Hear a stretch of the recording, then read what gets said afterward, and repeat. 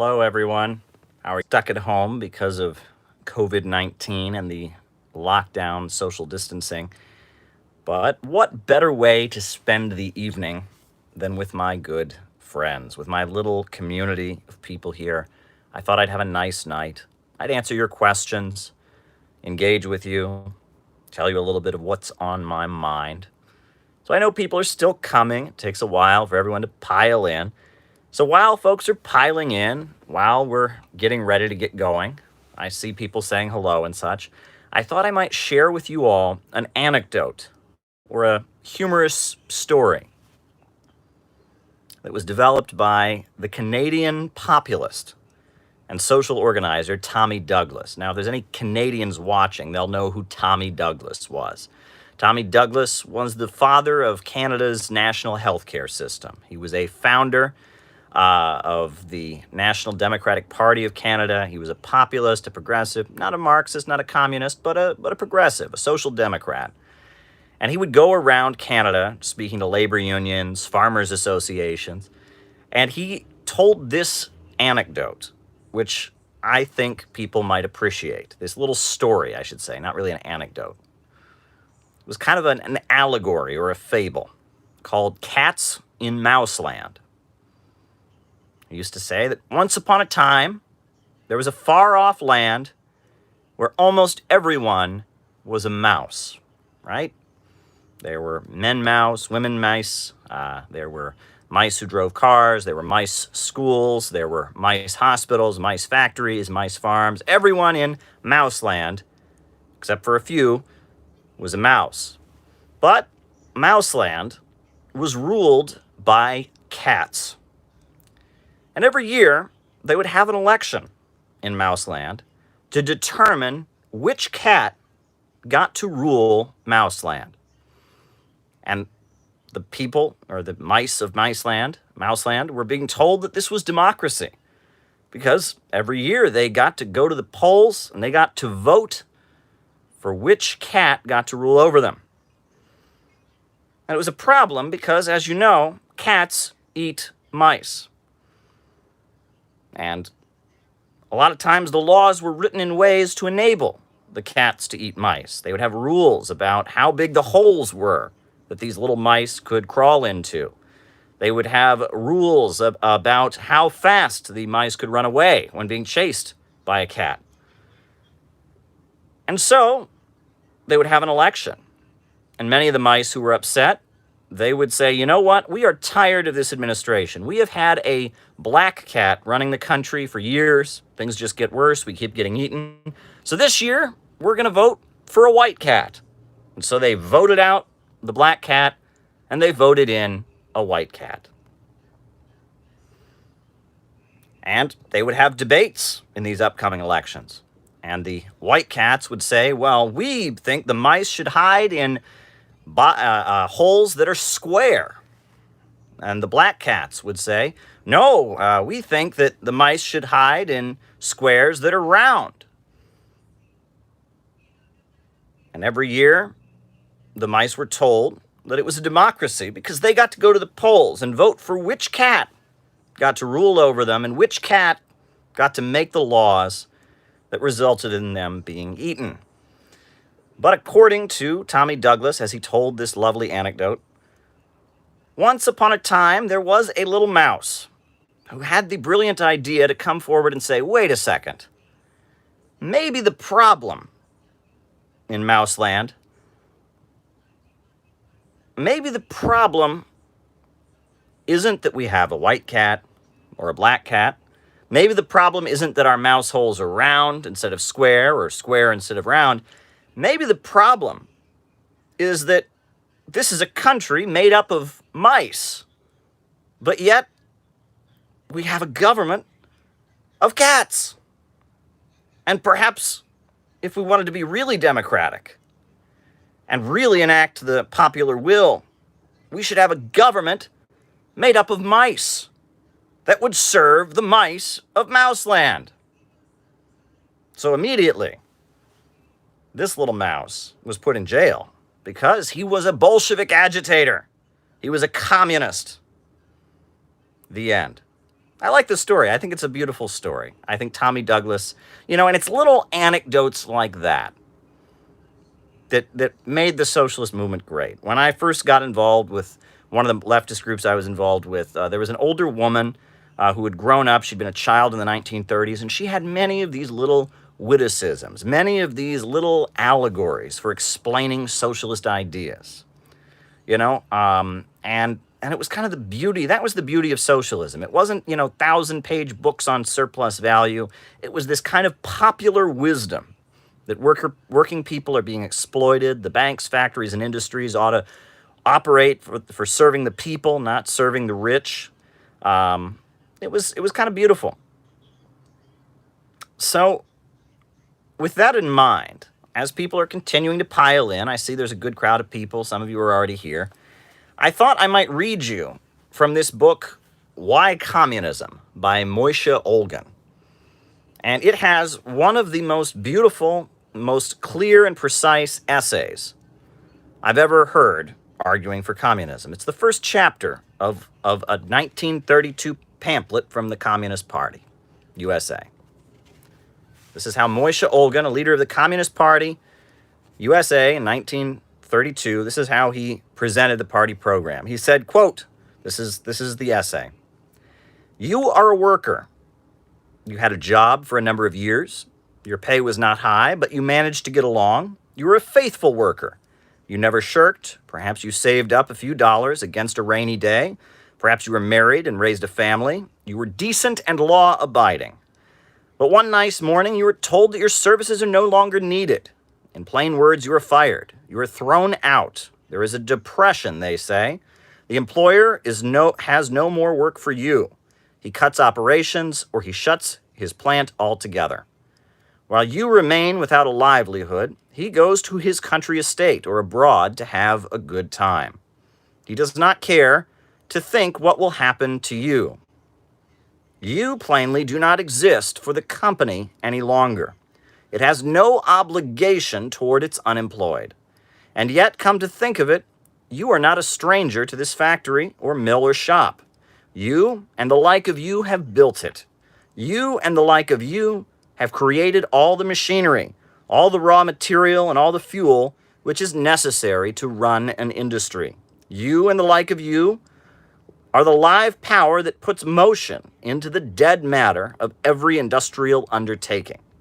It is your blood, your sweat, your muscle, your brain that is sunk into every piece of goods produced.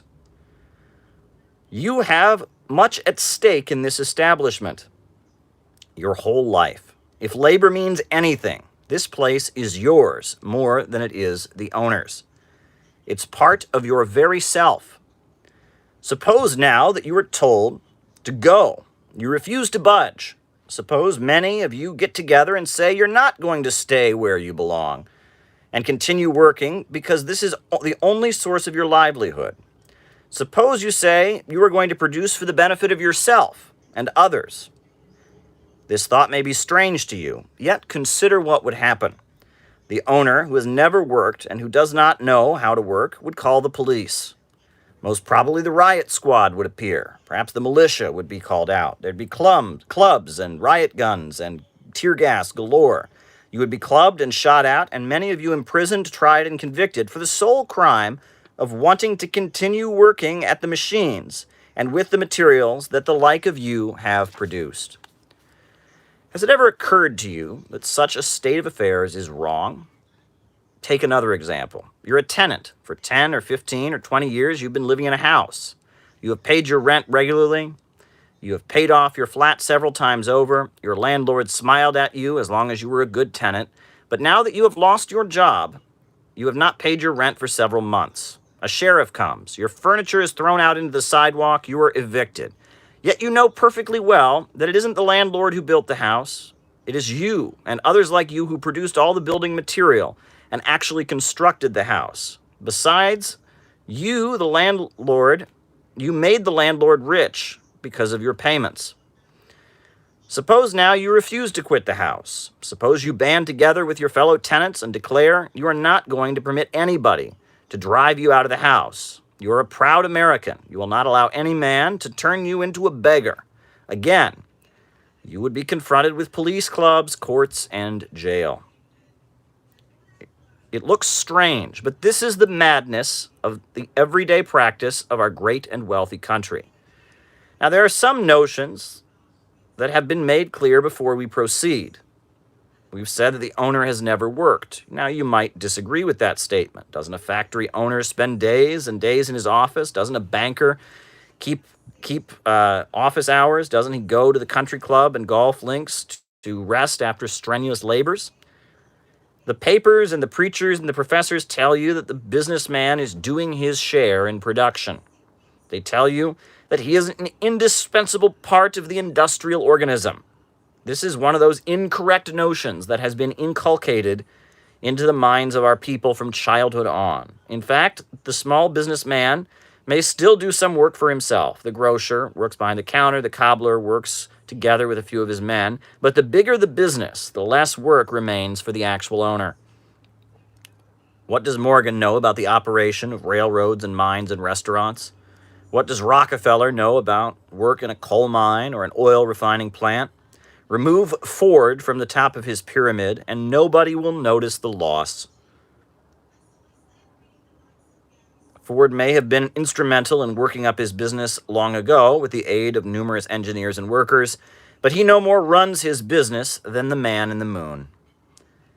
Big business, large-scale production of the modern type is conducted by all kinds of specialists with the aid and cooperation of the workers, engineers, technicians, draftsmen, machinists, and chemists. All kinds of experts are managing the big industrial giants of today, and these are hired people, while the board of directors and the other big shots of the corporation only decide upon policies which reduce themselves mainly to manipulating stocks. These people never produce. They could be removed without any loss to the actual operations. And yet it is they who decide to cut down production or to close the plant altogether, depriving the staffs of specialists and skilled and unskilled workers of the sole means to make a living. Those who do not produce decide for those who produce. As the bankers and brokers, real estate operators and promoters, they do not produce anything essential to human life either, and they have a lion's share of control over production. As a matter of fact, they produce nothing. They transfer paper from hand to hand. That paper, call it checks and deeds or drafts or shares, is a claim to the fruits of someone else's labor. Another is the question of bad luck. You've been taught to think that you are out of work. It's just your misfortune. Business is bad. There's a depression, they say. Nobody is to blame. You are given to understand that economic powers are beyond your control, beyond human control. You are told that a depression is something like an earthquake, like a thunderstorm, like an avalanche, and yet human ingenuity has learned how to control some of the most ferocious, formidable forces in nature. The human mind has harnessed electricity, which produces lightning. Human knowledge is accomplishing things which look miraculous. The tropics and the poles, the airs and the bowels of the earth are coming under the control of man. Why should he not be able to control the production and distribution of goods that are vital for his life? Isn't the Soviet Union a living example that this can be achieved? Why shouldn't there be a situation like the one we suffer in the United States, where at present millions of able-bodied workers, capable and willing to work, are being consumed by idleness and hunger, while excellent machines and mountains of raw materials are laying around unused? Is it so difficult, after all, for human genius to organize a constant flow of goods which would satisfy everybody's need, with nobody compelled to go without food, clothing, and shelter? Humanity has learned to master the forces of nature. The progress of science is tremendous. And it goes on to talk about a display. We cannot blame the plight of millions on natural forces. There is nothing natural in this situation. It is not natural that men should go hungry while the means of production that produce food are close by at hand. It is not natural that a government should order the destruction of 3.5 bales of cotton by plowing under the year's harvest on tens of millions of acres in the South, the way it's done by the government of the USA in 1933. While there are so many badly dressed, it is not natural that there should be poverty in the midst of plenty. It is not natural that milk should be dumped into rivers while babies starve. It is not natural that the most ingenious means of production and transportation should be rusting away while those who produce them and can operate them are wasted away by starvation and disease. All of this is most unnatural. It is insane. And one word about the law. You've been taught to respect the law, which appears in the shape of the policeman and the judge. You were taught that this is justice. Yet where is the justice of your being thrown out into the street for non-payment of rent? Where is the justice of you being dismissed from the mines after years of work? When the owner ejects you forcibly from his premises, this is not called force. When you resist, they say you are using force and violence. When the sheriff puts your belongings on the street, that's the law. But when you break the padlock and replace your furniture in its old place, that's unlawful. Why is it that violence against the worker is the law, but resistance to this violence is unlawful? Why is it that robbing you of your only source of life is justice, but protesting against this bloody injustice is injustice? Something is wrong here too. Apparently, all these notions about law and order, about justice and injustice, about crime and punishment, are made in the interests not of you and those like you, but in the interests of those who use them against you. One more instance. Say the workers declare a strike. They've been told many times by the fine gentleman that there is a partnership between the owners and the workers and that they must cooperate for the benefit of the industry. When partners disagree on a certain issue, they fight out their dispute. Suppose you decide to fight it out by refusing to go to work. You are entitled to do so under the law. You organize a picket line. You say you are partners in this plant and you want to fight it out with your employers. The employers try to bring in scabs. You refuse to admit those scabs. Immediately the police arrive. The law protects the scabs and attacks the strikers. If you insist on your right to keep the plant shut, you are fired at, and the history of strikes in America is a long trail of bloody murders perpetrated by the police, by the law protecting the scabs. There must be something wrong in a law that professes equality of employer and employee, but at the same time uses that power to oppress the latter in favor of the former. There must be a monstrous lie in the statement that the employer and the employee are partners to the business and equal before the state. The capitalist state itself is something vicious and cruel, and not nice and lovely institution of liberty, like it is reputed to be. We think it is more urgent for workers to look more deeply into these matters. Moreover, it is our deep conviction that workers who do not concern themselves with these vital problems are doing a grave harm to themselves and their class. Only when you understand the malady can you find the proper cure. And that is from Why Communism? Plain Talk About Vital Problems by Moshe Olgin, 1933. We need more of that folky, down-to-earth, clearly understood language explaining socialism and class struggle. Beautiful stuff. Cats and Mouseland is how I started out. Then I read you Moshe Olgin. Folks, I'm glad you're all with me here. Be sure to hit the like button. The more likes we get, the more the algorithms love us, the more people are watching. Be sure to subscribe. If you have not already subscribed, be sure to hit that subscribe button. Be sure to hit the notifications bell. I know most of you are probably here because you got a notification. And also, we'll get going here. We'll start out, since we're about 18 minutes into this. It's Monday night. I know it's morning in Australia. It's different times in different parts of the world. But now is the time. Now is the time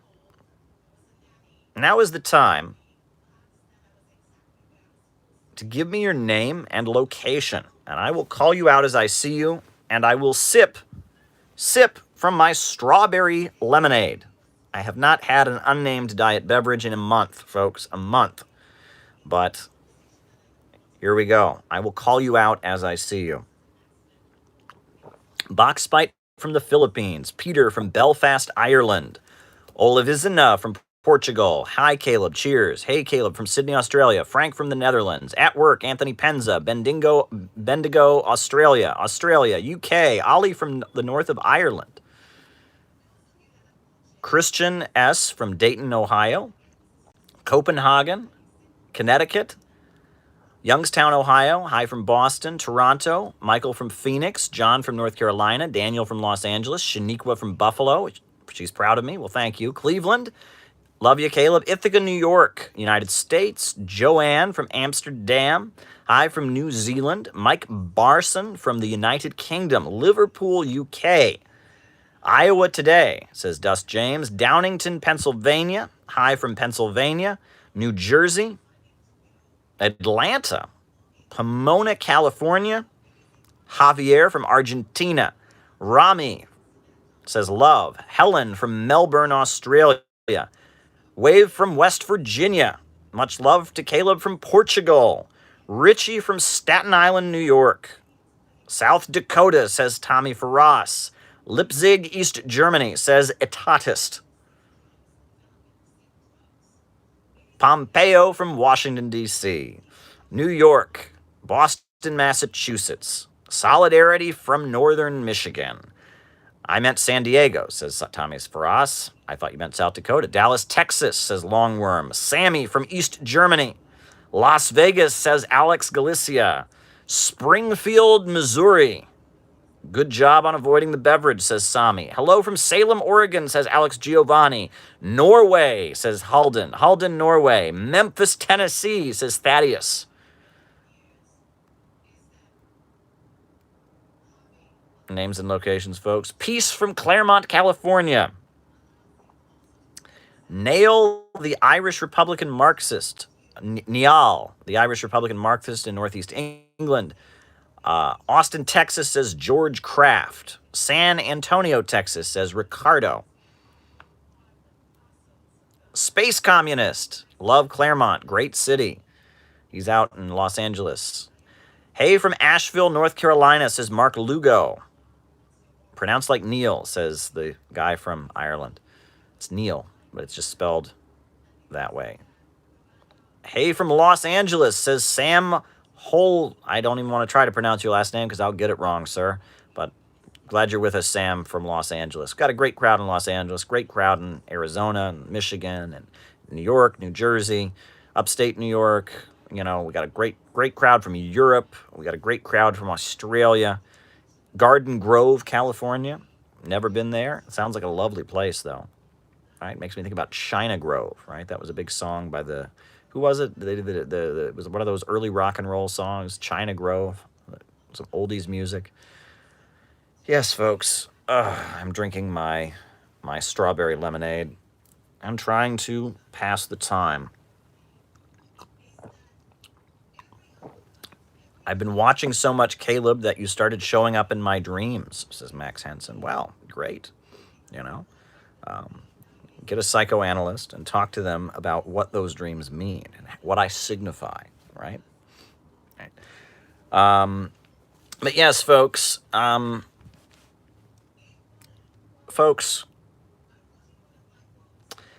so if you haven't subscribed, it's the Doobie Brothers, says David Fox. That's right. It's the Doobie Brothers. The Doobie Brothers. They're the ones that did China Grove. Right. That was the hit song. It's pronounced like Niall. I'm sorry, not pronounced like Neil, says Peter Irvine, who is Irish. Great article today by Whitney Webb, says Oz Whistles. I'll have to check that out. I like Whitney Webb's work. She's great. Congrats, you're almost at 10K subs, says Infatat Salal. Well, listen, you can help me with that. You know, you can really, really help me with that by sharing these lives, by making it a bigger community. We are very, very close to that 10K subscribes mark. I think when we hit it, we will do a celebration video. I will do something fun for you all. I'll think of something fun I can do to reward you all for getting there, because that'll be a huge victory for us, right? Because you guys make this happen. I talk about the things that you guys want me to talk about, you know, and I love super chats. I love people in the chats, and you guys make this live. You guys make it. You guys are this live stream. I'm just a guy sitting here talking, you know, talking about communism into my iPhone. But you guys make these lives happen, right? And like I said, I love super chats. If you want to throw some super chats at me, I will talk about whatever you super chat me. But yeah, I had a couple things. I had a couple things I thought I might talk about. I have the latest issue of The Economist. It's like the radio. I should have a button like wah, wah, wah. But anyway, I have, this British neoliberal publication, The Economist. I really, I thought I canceled my subscription, but it still keeps coming. So, not much going on these days. So I thought I might glance through and see what the economists at The Economist are saying. And a couple things stood out. As you all know, I follow the oil markets pretty closely. I gave a presentation in Brazil, oil and the global capitalist crisis. The oil prices are something I've made a point of following. I was trained. I had some mentorship, and the person who taught me to think about economics really directed me to think about oil prices. And this article caught my attention. It's a very short article. You'd think with the oil prices as bad as they are, this would be like the entire magazine or something. But they've got it's not even a full page on the oil prices here in The Economist, right? Oil producers are getting a taste of that rupture that will be needed in order to combat climate change. Scary language. Scary language. You read this article. I'm not going to read it to you. I'm just telling you, I might read for years, the oil industry, it ends with, has faced the possibility that demand might fall as governments move to limit climate change. That threatened to heap chaos on oil producers, and capital dried up and demanded more. A peak in demand may still be years away, but oil producers should see COVID-19's turmoil for what it is, not an aberration, but a sign of what's to come. Folks, this is a confession. This is a confession. This confirms my long-standing thesis about the oil markets, which I laid out in Oil and the Global Capitalist Crisis, right? Which you can get a copy of. And you can watch the speech that I gave in Brazil. Folks, they are going to try to keep the oil prices low for as long as they possibly can. And by they, I mean London and the Eastern establishment of liberals in the United States. The Rockefellers, the Carnegies, the Morgans, the DuPonts, the old money establishment, the London Stock Exchange, the Rothschilds, they're going to try and keep the oil prices as low as they can because they see this as an opportunity to beat down their competitors. The article itself specifically calls out Russia. It talks about Russia. This article specifically talks about Russia, right? Russia is the largest oil and gas producing country in the world. Well, technically the United States is because of fracking, but, they're talking about it, right? They're going to try and basically keep the oil prices as low as they can. This is representing the big four super major oil companies, Chevron, BP, Shell, and and ExxonMobil, right? Which combined with the French company Total make up roughly 80% of the world's oil production alone. And they are monopolies. They are gigantic cartels, right? They are a gigantic cartel.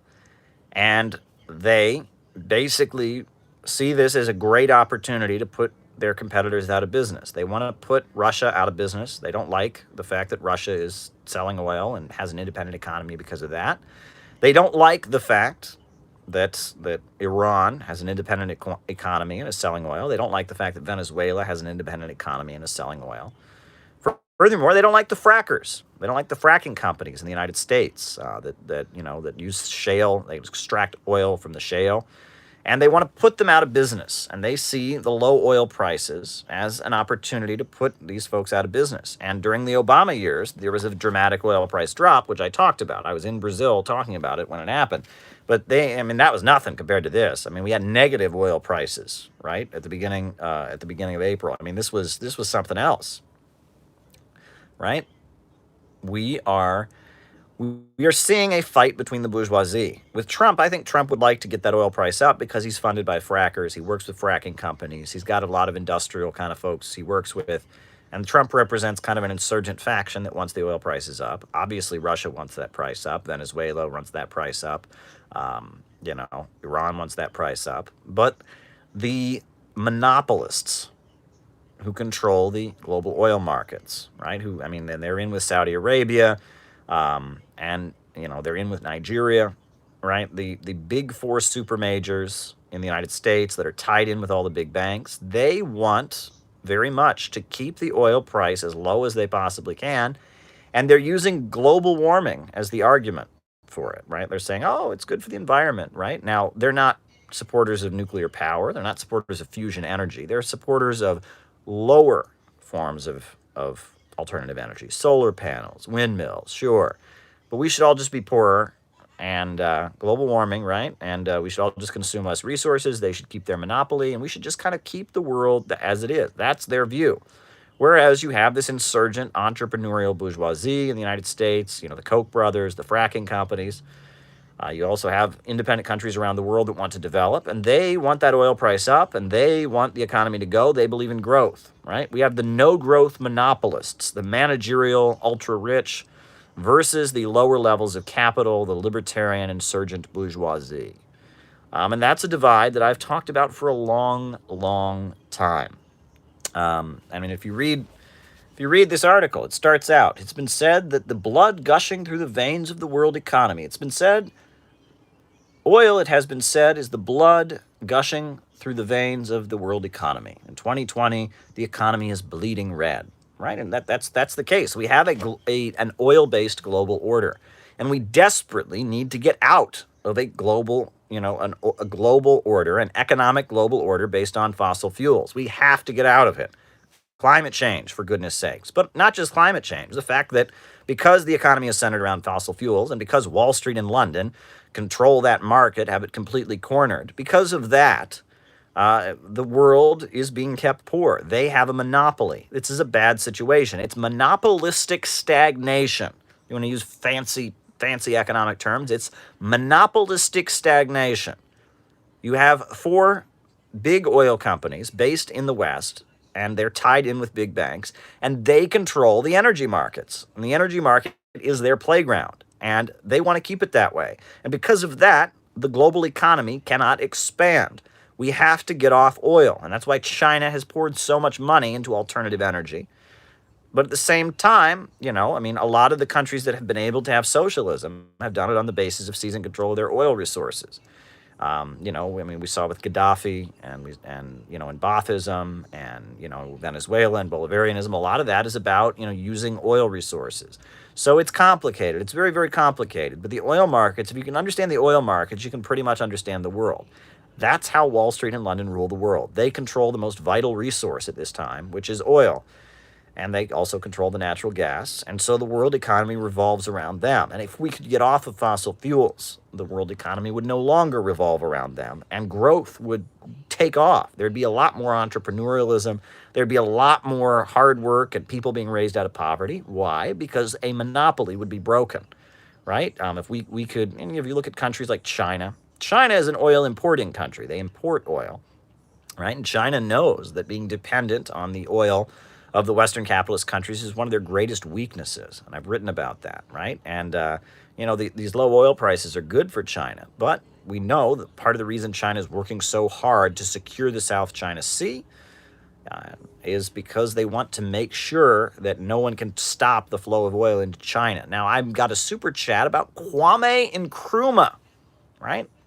Kwame Nkrumah was a revolutionary anti-imperialist leader, an African socialist from Ghana. And he wrote a very, very good book called Neocolonialism, The Last Stage of Imperialism. An amazing, dynamic leader, anti-imperialist, friendly to the Soviet Union, built lots of infrastructure. Kwame Nkrumah, fascinating. And I would recommend reading his works. He wrote about African socialism, and I have a lot of his writings. He really, he's widely respected. People in Ghana, they really respect him and what he did. I'm a fan of Kwame Nkrumah, absolutely, and I recommend reading his writings. And it's important to understand, Kwame Nkrumah was a lot like the Ba'ath, right? He was a lot like the Ba'athist Arab socialists, right? He was a lot like the Bolivarians. His African socialism was socialism. It was the means of production being organized to serve public good and not profits, but it was not strictly Marxist, right?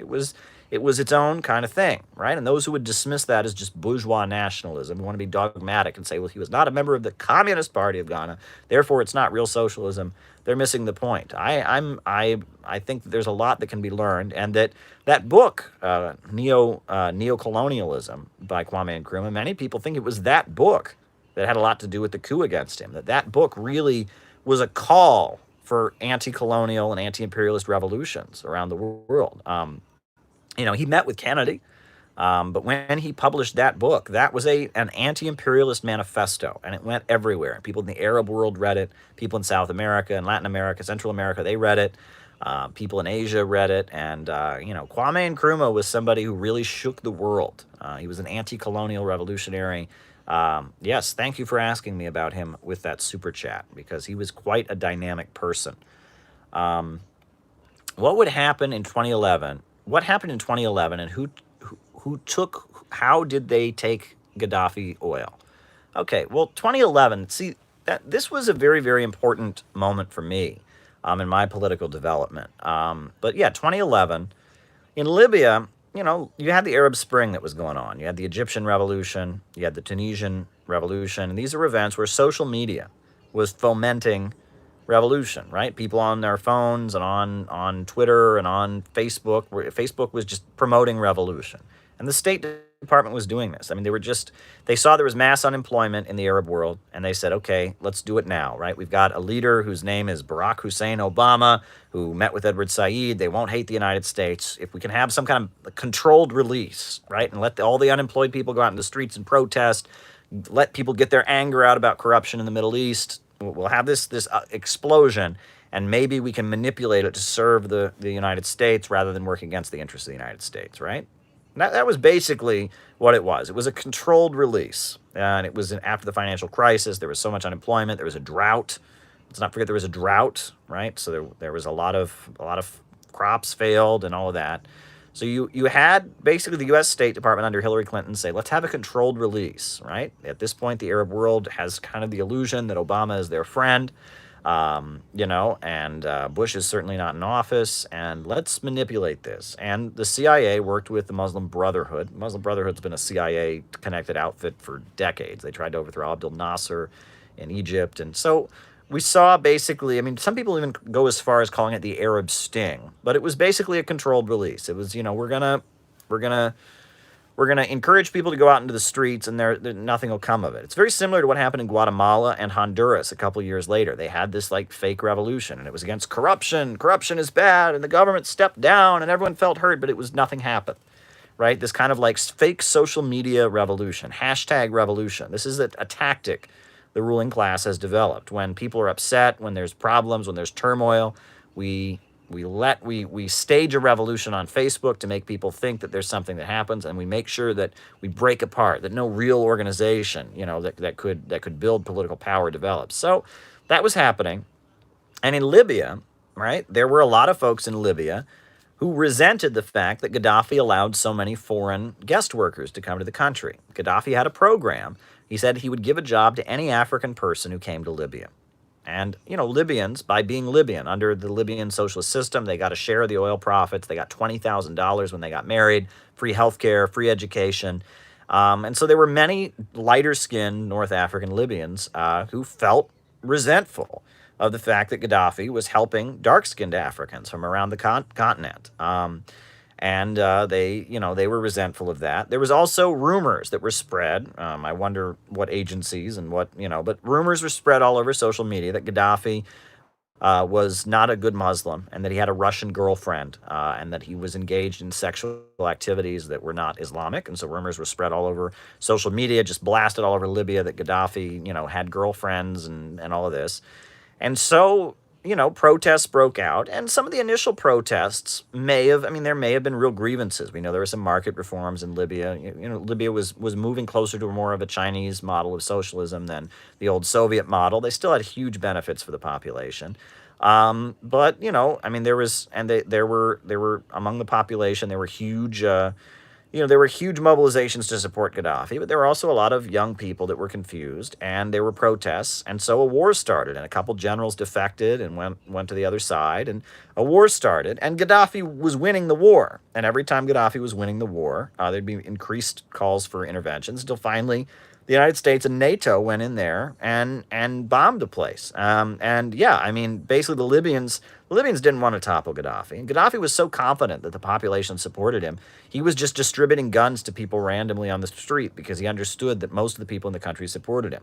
Right? That's how confident he was. Right towards the end. But regardless, Cynthia McKinney, the U.S. Congresswoman, she went to Libya and she saw it with her own eyes. Ramsey Clark, the former U.S. Attorney General, who I've had the honor of interacting with, he went there. I know even like Alex Jones, the right-winger, he went there, and people saw with their own eyes. This was a prosperous country. This was a country that had the highest life expectancy on the African continent. It was a socialist country, right? And they had the big problem in the Middle East was this drought. Well, Libya had the great man-made river, the world's biggest irrigation system, right? And NATO bombs ripped it up. And foreign fighters were sent into the country, people tied with Al-Qaeda, the forces that eventually formed ISIS, and, terrorists piled into the country. And you had, basically, you had a prosperous socialist country, the country with the highest life expectancy on the African continent, ripped it to shreds, right? And ever since then, things in Libya have been horrendous, right? In Libya, now people are desperate to get out. They're drowning in rafts in the Mediterranean trying to get out. There are actual slave markets. Human chattel slavery is going on in Libya. Libya, I mean, there's turmoil. At this point, there's two different factions claiming that they are the government. Nobody can look at the situation in Libya and say, my goodness, that worked out pretty well. That revolution in Libya, that worked out just splendidly. Oh boy, right? Humanitarian intervention. Nobody can look at the situation in Libya. Life expectancy has gone down. The country's in turmoil. Oil production is vastly lower than it was. The country's not, producing very much oil, and the oil they do produce is basically controlled by Western corporations. The country has been completely ruined. Now, according to free market logic, they should have according to what we all know, what we were all taught in school, they should have been starving before because of socialism. And now that they have capitalism, they should all be getting rich, right? Isn't that how it works, right? Everyone starves under socialism, and under capitalism, they get rich. Well, it's the opposite. Under socialism, Libya had the highest life expectancy on the African continent. It developed the biggest infrastructure, great man-made river, beautiful modern cities, people raised up out of poverty, education, wiping out illiteracy, healthcare for everyone, people coming to Libya. From all across Africa, people were trying to get into Libya because that socialist economic model was successful. People wanted to get there, to get some of those jobs, People from all over the continent were fleeing to Libya. And now that Libya has been bombed to shreds, now that Libya has joined the global free market capitalist system, now people are desperate to get out, right? If there is any greater condemnation of Western capitalism, I cannot think of it. And the fact that Samantha Power, who was one of the main advocates of that war, is still a public figure in the United States, right? I mean, she was in the Obama administration. She went on to become the UN ambassador. She wrote this book. She was featured, in the media after her book came out. They're talking about maybe a presidential run someday. Samantha Power, the fact that the person who sold that war, that resulted in so much death and destruction, hasn't done a darn bit of good. Even Obama admits that the worst decision he ever made, the worst decision of his presidency was Libya. So the fact that there's not more outrage about this is, and they basically then repeated it in Syria, right? They did the same thing. They fomented, revolution, #revolution. They armed terrorists and they brought in foreign fighters and the same thing, right? And that Al Jazeera, the TV network, made revolution sexy and cheered it on. They're tied with Qatar and the Muslim Brotherhood. This was all a big disaster. The Libyan situation, and if you look at what Gaddafi achieved with Islamic socialism, if you read the Green Book, which is Gaddafi's, political manifesto, where he explains, the third universal theory and the basis of the Libyan Islamic socialist system, um, it's really something else. That's all I can say. It's really something else. Um, yeah. So I was asked about Gaddafi. I answered the question. But back to the Economist. I actually did find their article about China, their big article about will China get ahead, to be rather interesting. Now, they wrote an article, and it's very anti-China. I'm going to read you the admissions, between the bashing China. They admit some quite interesting things about China's success recently. But look at the headline, right? It's thanking Big Brother, right? This is not a pro-China article, and they are not pro-China. But listen to what they admit here. Said China calls it the biggest emergency aid operation that has mounted abroad since 1949, when the Communist Party seized power. Hardly a day goes by without news of Chinese medical supplies, from masks to ventilators, reaching grateful recipients, and of Chinese medical teams flying to foreign countries to help them fight against COVID-19.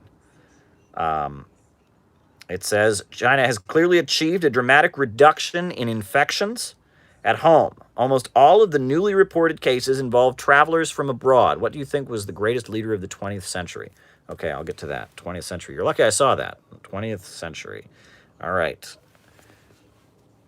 As the world's biggest producer of much of the medical kit that is most urgently needed globally, with its own demand for it much reduced, China is well placed to assist. Indeed, in the pandemic, to help others is also to help oneself, as the Chinese spokeswoman put it. State media insist that China's battle against COVID-19 has shown the superiority of Chinese-style socialism, with its unique ability to marshal people and resources.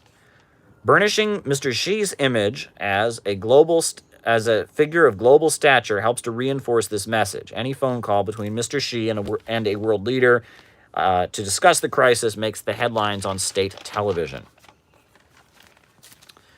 Now, community, and the phrase there, the notion of a community with shared future for mankind. The notion of a community with shared future for mankind, that's what the Chinese Communist Party is pushing right now.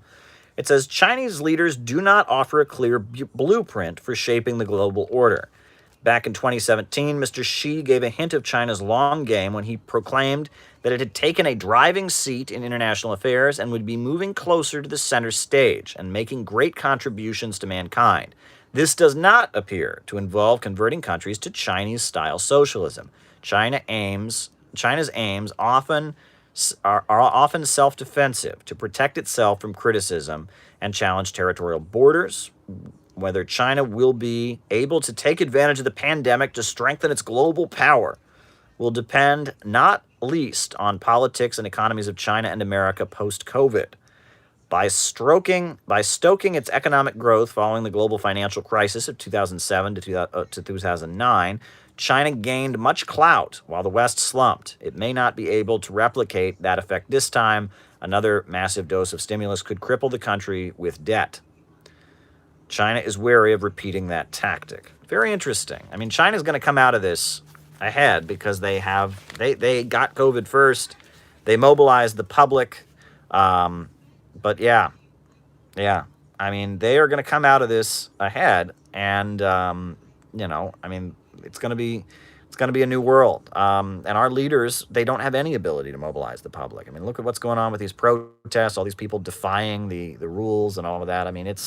It's something else, right? Donald Trump can't bring himself to actually, tell his supporters not to protest. And this is something else that we're seeing. This is really, really something else. China, with a socialist economy, with a state central plan where the economy is forced to work in the interests of society, big market sector, but the means of production are controlled and organized by the state. The state has the power they're coming out of this stronger, and that's what the capitalists kind of realize now. I think that the Economist represents more that Eastern establishment, more that big oil, and they're excited about selling China oil, right? They don't want complete regime change. They don't want a complete trade war. Thoughts Committee on the Present Danger China. Okay, present danger China. Um, it's interesting. They're excited about selling China oil, but there's another faction that is more committed to just trying to have a trade war with them. But they're all kind of afraid because China is going to come out of this crisis stronger than ever, and they can you talk about Stalinist purges? Goodness gracious! Alrighty, alrighty. Well, the super chats are piling in. Who was the greatest leader of the 20th century? Well, it's funny. Zhou Enlai, who was the foreign minister of China, and he was not the greatest leader of the 20th century. I'm quoting him to answer your question. Let me clarify. Zhou Enlai, they asked him what was the impact of the French Revolution. And they asked him this in the 1970s, and he responded, quote, "It's too soon to tell." And it very well might be too soon to tell. Right? I mean, a lot of great things were achieved in the 20th century. The Soviet Union became a global industrial superpower. China began its course of becoming becoming the second largest economy in the world.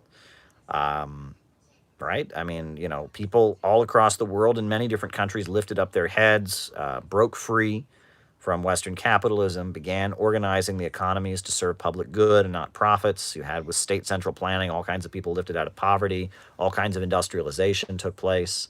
There were a lot of big developments in which huge achievements were going on. Many people agree, and I mean not many people. It is the consensus among world economists that the greatest period of economic growth in all of human history was the post-war economic expansion. Right? From the end of World War II up until 1971, 73, right? That period was the greatest period of economic growth in all of human history. And who did it? It was socialism, right? And it's ridiculous because that was the least, even in the capitalist world, that was the least free market time in all of human history. At that point, you had, the Soviet Union was a global industrial superpower, rebuilt itself even stronger than it was before the Second World War. China was starting to industrialize. The Middle East, Egypt industrialized, and had the rise of Arab socialism. Abdel Nasser built the Aswan Dam, the world's largest the largest hydroelectrical power plant in the Middle East, still to this day. You had all kinds of huge developments where all kinds of people were being lifted out of poverty. And then you had the United States sponsoring these kind of Bonapartist military regimes like the Shah of Iran, like Park Chung-hee in South Korea, and the attempts to raise people out of poverty to make sure they could do it, without communism, right? And there was an attempt to industrialize and prevent. So, on many sides, you have people rising up out of poverty. And in Europe, you have social democracy.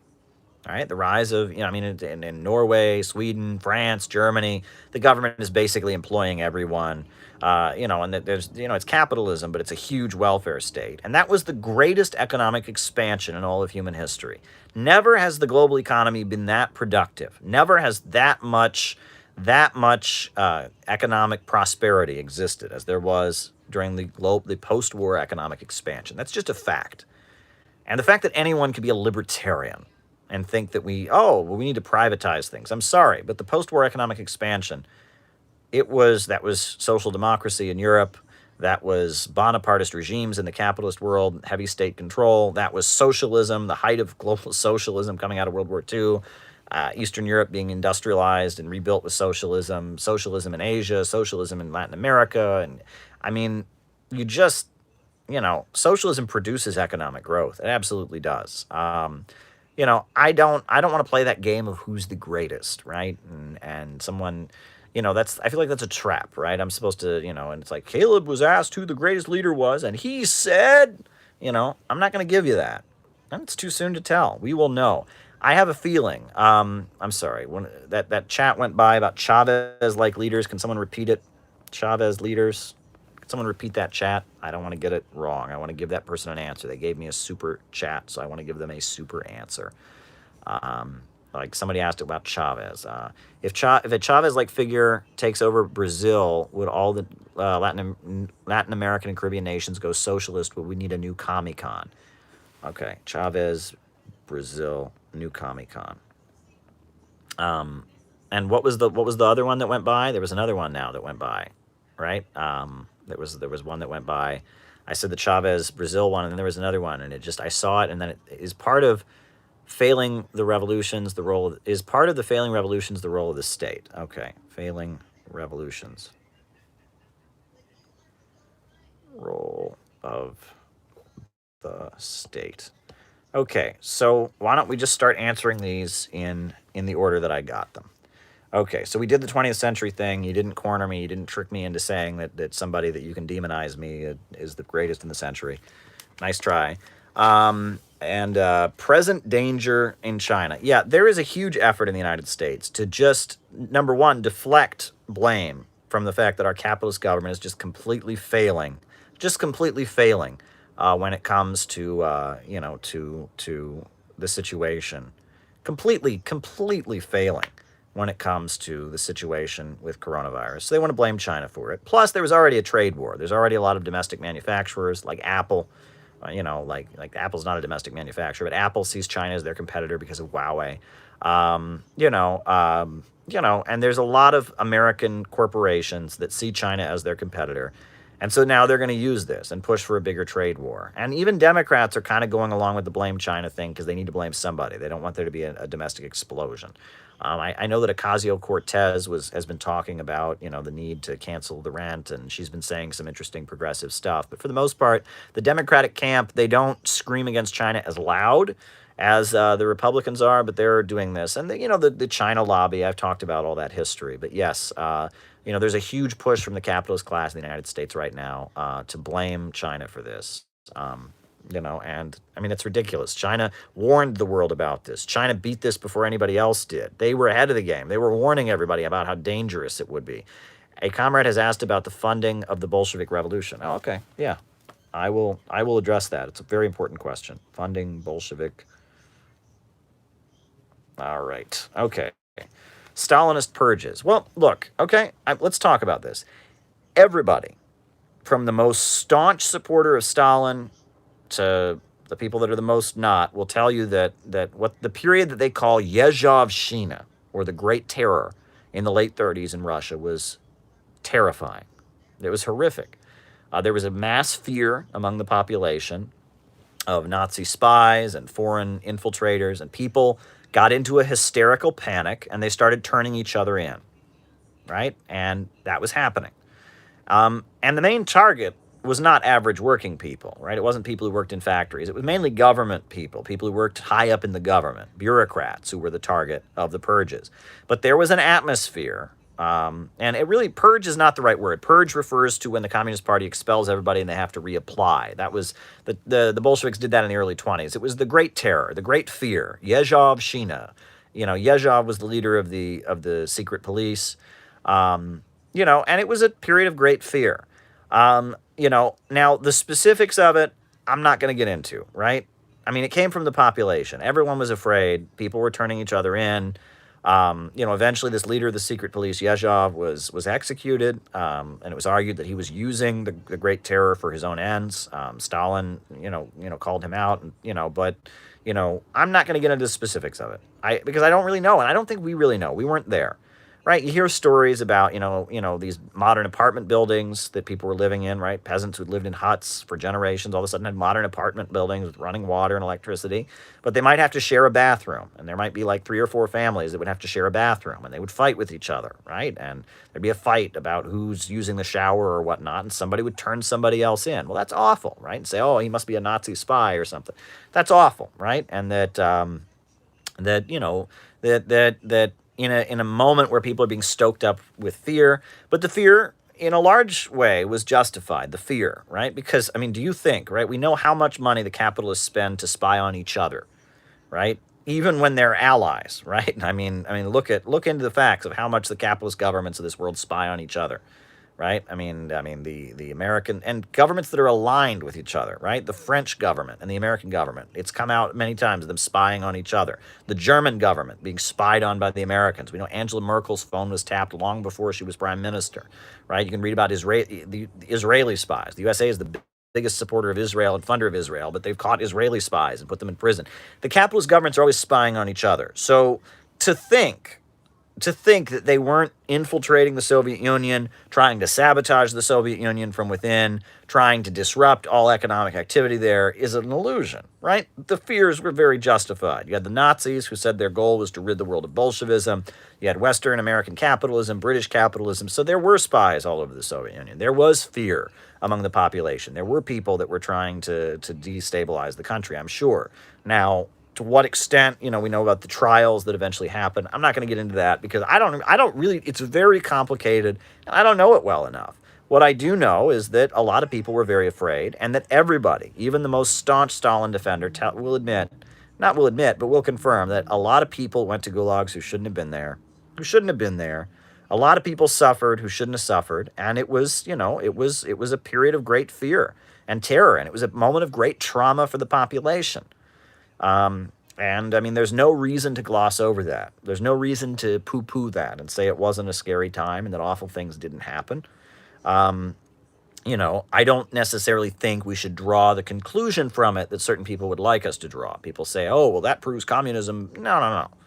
It proves that when a country is surrounded and fighting for its life and building socialism, and there's great fear of foreign spies, and the population is kind of mobilized, that people can get hurt. And it was a bad period, and that's all I can say about it. I mean, no one thinks it was a good time, and that's why I think it's particularly problematic when we see communists, make these like memes, like joking about gulags. Gulags aren't funny. I mean, it's not funny. It was an awful thing.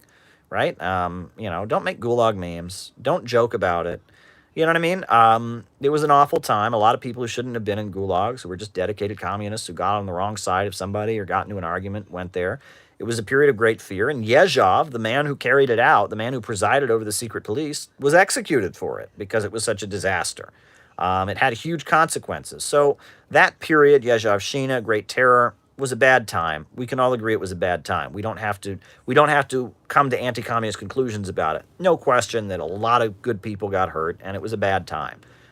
Great miracles happened economically in the Soviet Union at that time. They industrialized the country. They did amazing things, but there was at that point there was an episode of mass fear and terror that accompanied some political repression, and we can admit that was bad.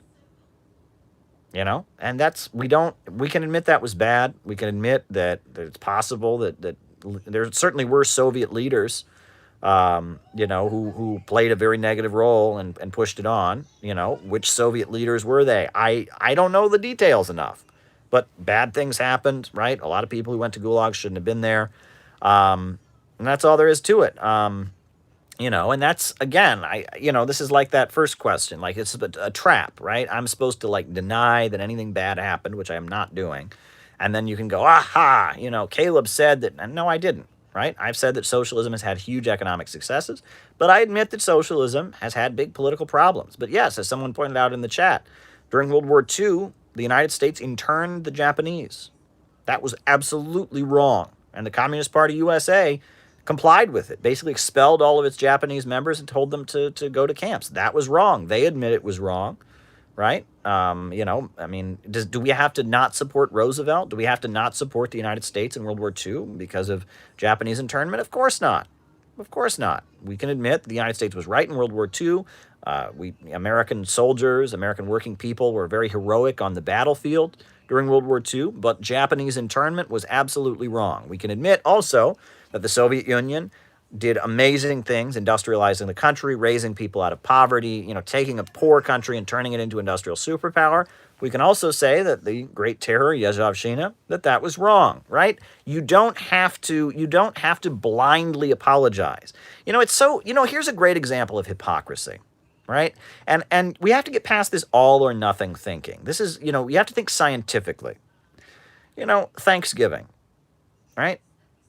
When I was growing up, when most American families were growing up, every year, Thanksgiving, we sat down at the Thanksgiving table. There'd be relatives there. We ate some turkey. We, whatever, watched some football. It's, right? It's just what we do, right? Thanksgiving. Now, were we celebrating the genocide of Native Americans? Absolutely not, right? We were celebrating Thanksgiving. Now, when I became a communist, the first thing I was told when I was in this ultra-left group, we hate Thanksgiving. Thanksgiving is horrible. It was just like we would, and we would go and we would protest Thanksgiving, and it was like celebrating Thanksgiving was wrong. Well, this is all or nothing thinking. Most American families who celebrate Thanksgiving are not celebrating the genocide of Native Americans. And they need to acknowledge the genocide of Native Americans. Absolutely. They need to acknowledge the genocide of Native Americans. They need to say it was wrong. And if any attempt to downplay that is unacceptable, completely unacceptable. But at the same time, there's no reason to spit on the 90% of Americans who sit down with their family at Thanksgiving. They're not genocidal murderers. They're celebrating time with family. They're just taking a holiday to eat some turkey, right? They're not your enemy, right?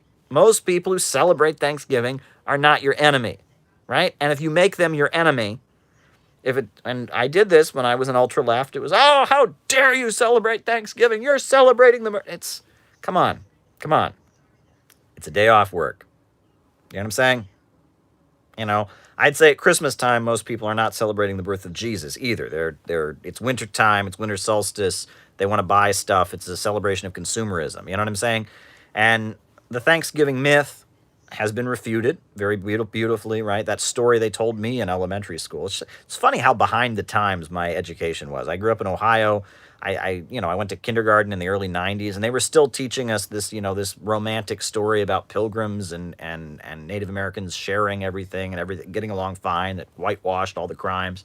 There's no reason to downplay what was done to the Native Americans, but we don't have to make an enemy. We don't have to pour moral condemnation on every American family that celebrates Thanksgiving, right? So, at the same time, we can celebrate the Soviet Union. We can look at the Soviet Union's achievements and say that they did amazing things, but there's no reason to gloss over, bad things like gulags, like political repression, right? I mean, that's the thing, is we can view history with more complexity than that, right? We can tell the untold stories, right? Nobody knows. I mean, well, now they do, but it used to be that everyone just ignored what was done to the Native Americans. So as leftists, as scientific socialists, we had to tell that story. We had to speak for those who didn't have a voice. We had to tell the other side of America's history at Thanksgiving. And when it comes to the Soviet Union, we have to tell the other side of the story, that great things were done, that people were raised out of poverty, that national minorities got their own language, that women were empowered, that factories were built, that the illiteracy was wiped out. We have to tell the other side of the story, right? That in history class in America, when you learn about the Soviet Union, they show you a slide of a starving child and say, see, this is socialism. That's a lie. We have to tell the other side of the story about how the Soviet Union built a modern agricultural farming system, how the Soviet Union raised people out of poverty. Did they have problems? Sure. Were there hardships? Yes, but the Soviet Union had huge economic achievements, and they've worked so hard to erode that. We have to tell that side of the story. Just like we have to tell the other side of the story with Thanksgiving and say, hey, those white settlers, they weren't so good. But we don't have to pile more. We don't have to deny that bad things happened in the Soviet Union. We don't have to pile moral condemnation on average American working class families who want to eat some turkey on a day off work. We can think about things without this, black and white, all or nothing thinking. We can be scientific about it, right? We can be scientific about it. There's probably people cringing, thinking this is an awful analogy. right? But, there's this all or nothing thinking. People who say Stalin did nothing wrong, nothing bad ever happened in the Soviet Union, and everyone who celebrates Thanksgiving is a genocidal racist, and it's like you're missing the point. You're not going to be able to change the world if you think that way. If you think in those kinds of terms, black and white, good and evil.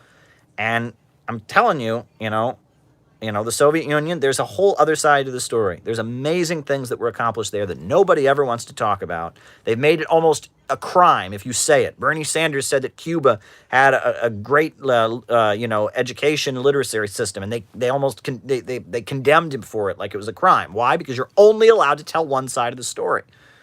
Well, those of us who believe in socialism and scientific Marxism and historical materialism, etc., we have to tell the other side of the story. And we have to do it in a rational way. I hope that maybe someday we change the name of the Thanksgiving holiday, right? Maybe it should be rewritten, right? Maybe we can give it a different name that's more sensitive to Native Americans. Thank goodness they're not teaching kids that story about it, that I heard in school, right?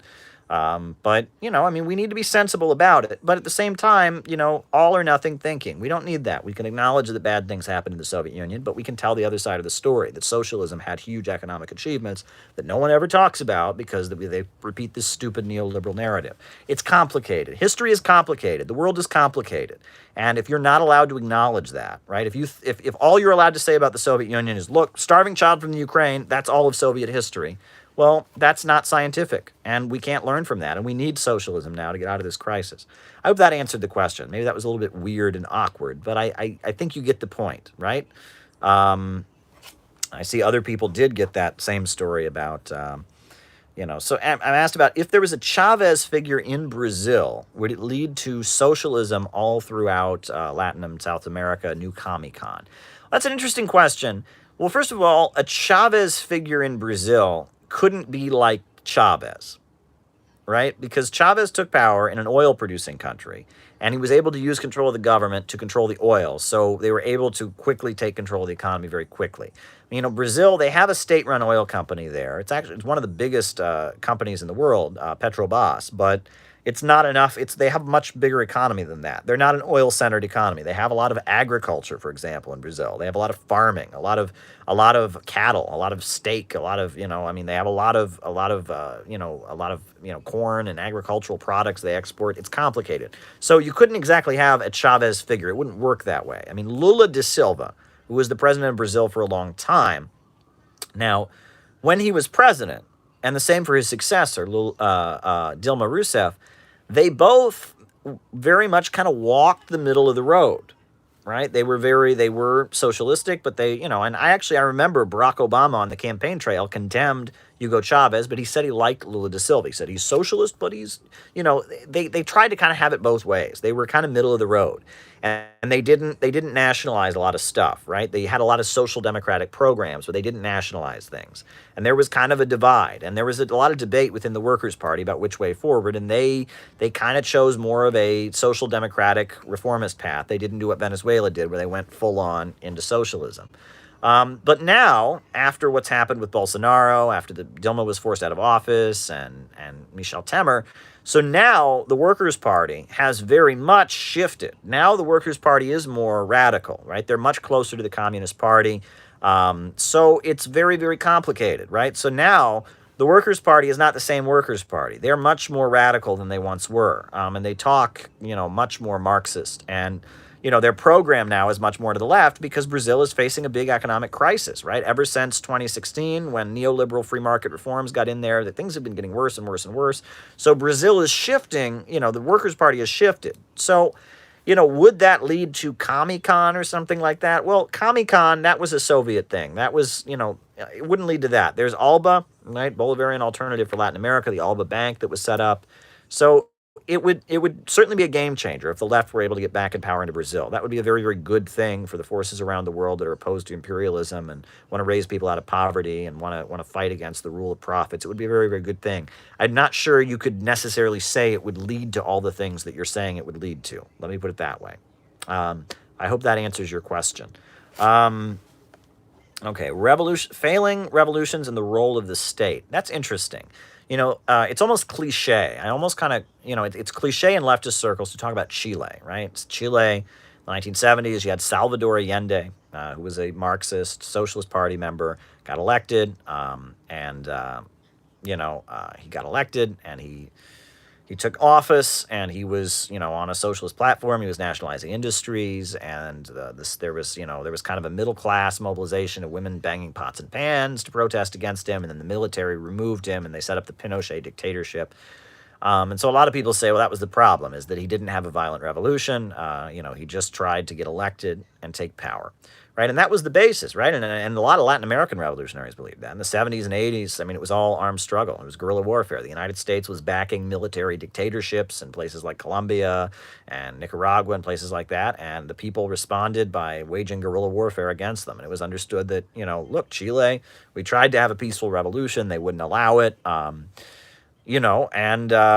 that point, in the 70s and 80s, the United States was backing mainly military juntas. We're kind of Bonapartist regimes that would fight communists, but, were very military and kind of, it was almost like South Korea, where they had some control over the economy a little bit to try and stabilize things.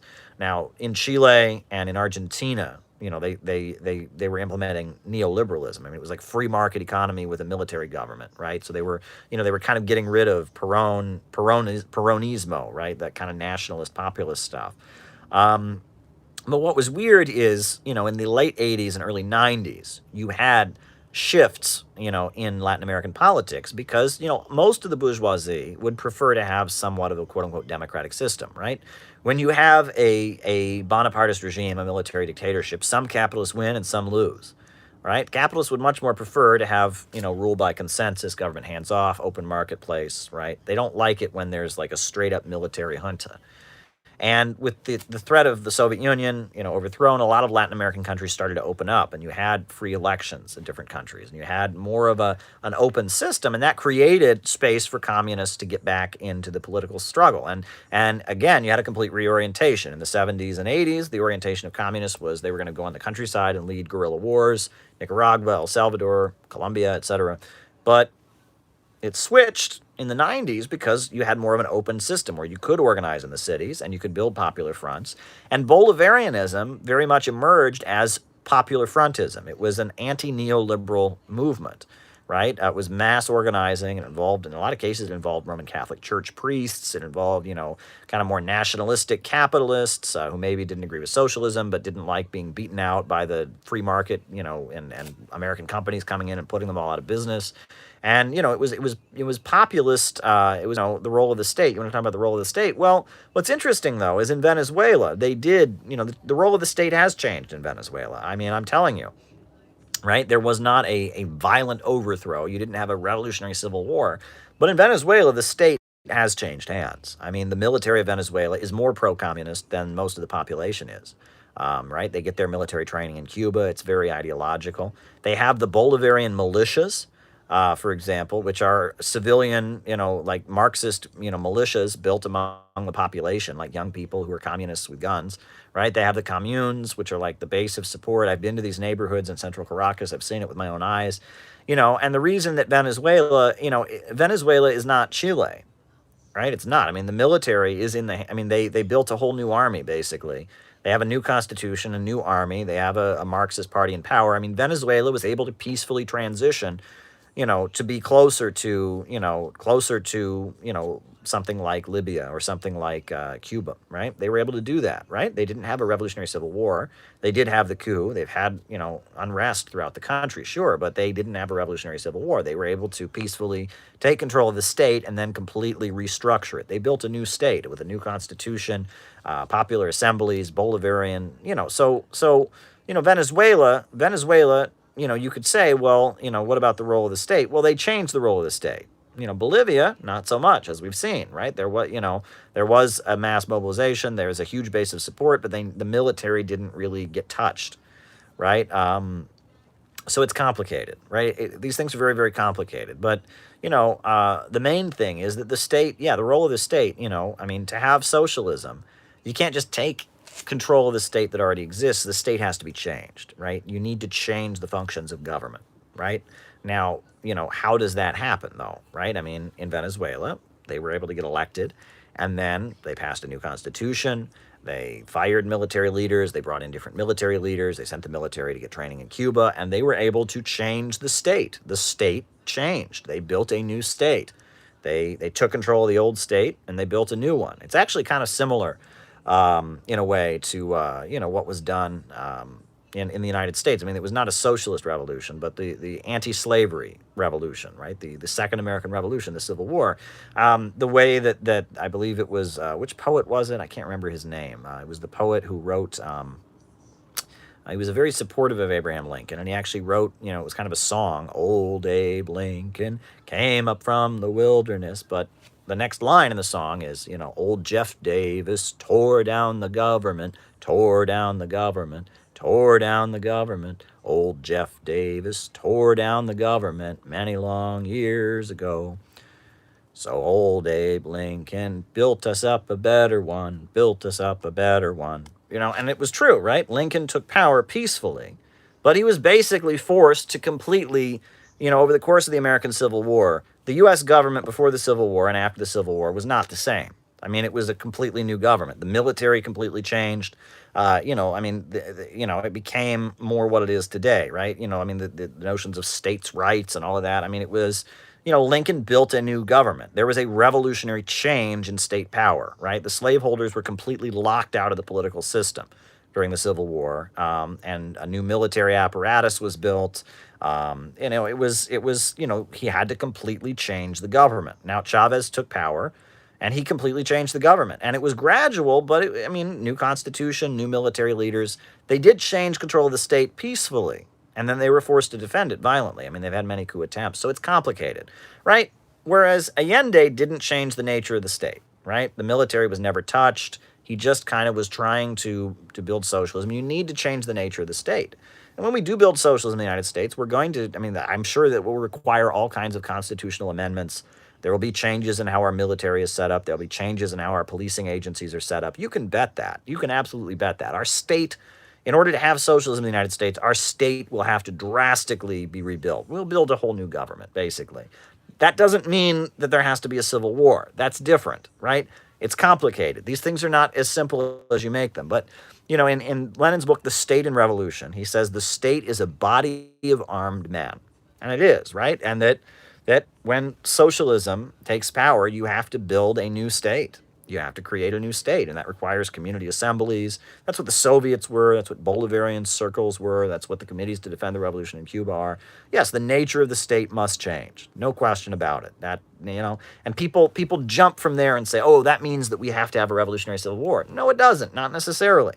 That just means that, yes, you do have to change the nature of the state. The idea that we can just kind of get elected under capitalism and start nationalizing things here and there, and the ruling class will just leave us alone and there'll be no military coups, that's an illusion, right? That there's going to be a need to completely change the nature of the government, like Abraham Lincoln did, right? In order to win the Civil War, he had to change the nature of the American government, right? It was a class conflict. It wasn't, it was the northern industrial capitalists aligned with the workers, aligned with all kinds of people, against the southern plantation aristocracy. And they had to completely change the government in order to wage that class struggle. And, you can see that, in Spain, the Spanish Civil War, right? It was a capitalist government, but, there were big changes going on because the communists, in order to fight the Civil War, they had to build up popular power, and it's complicated.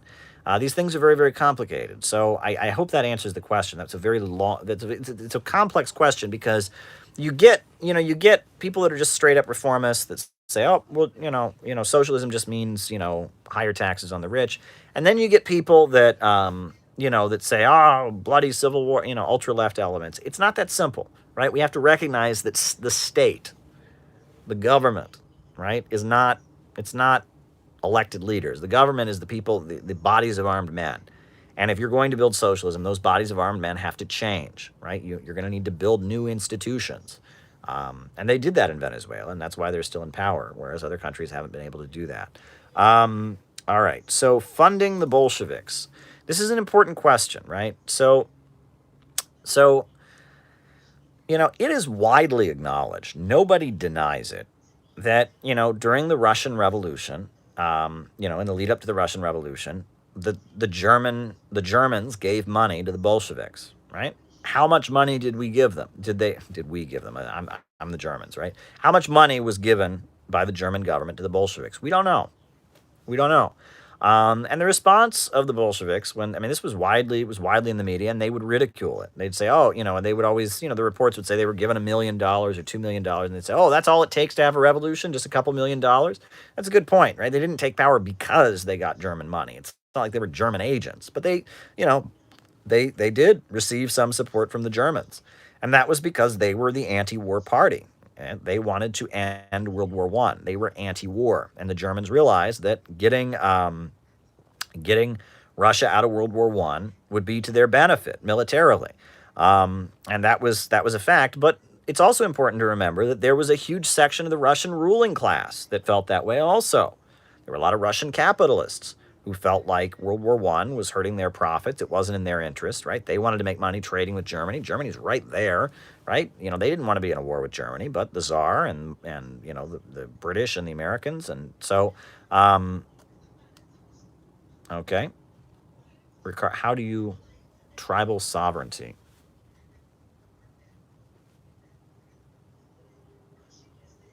Okay.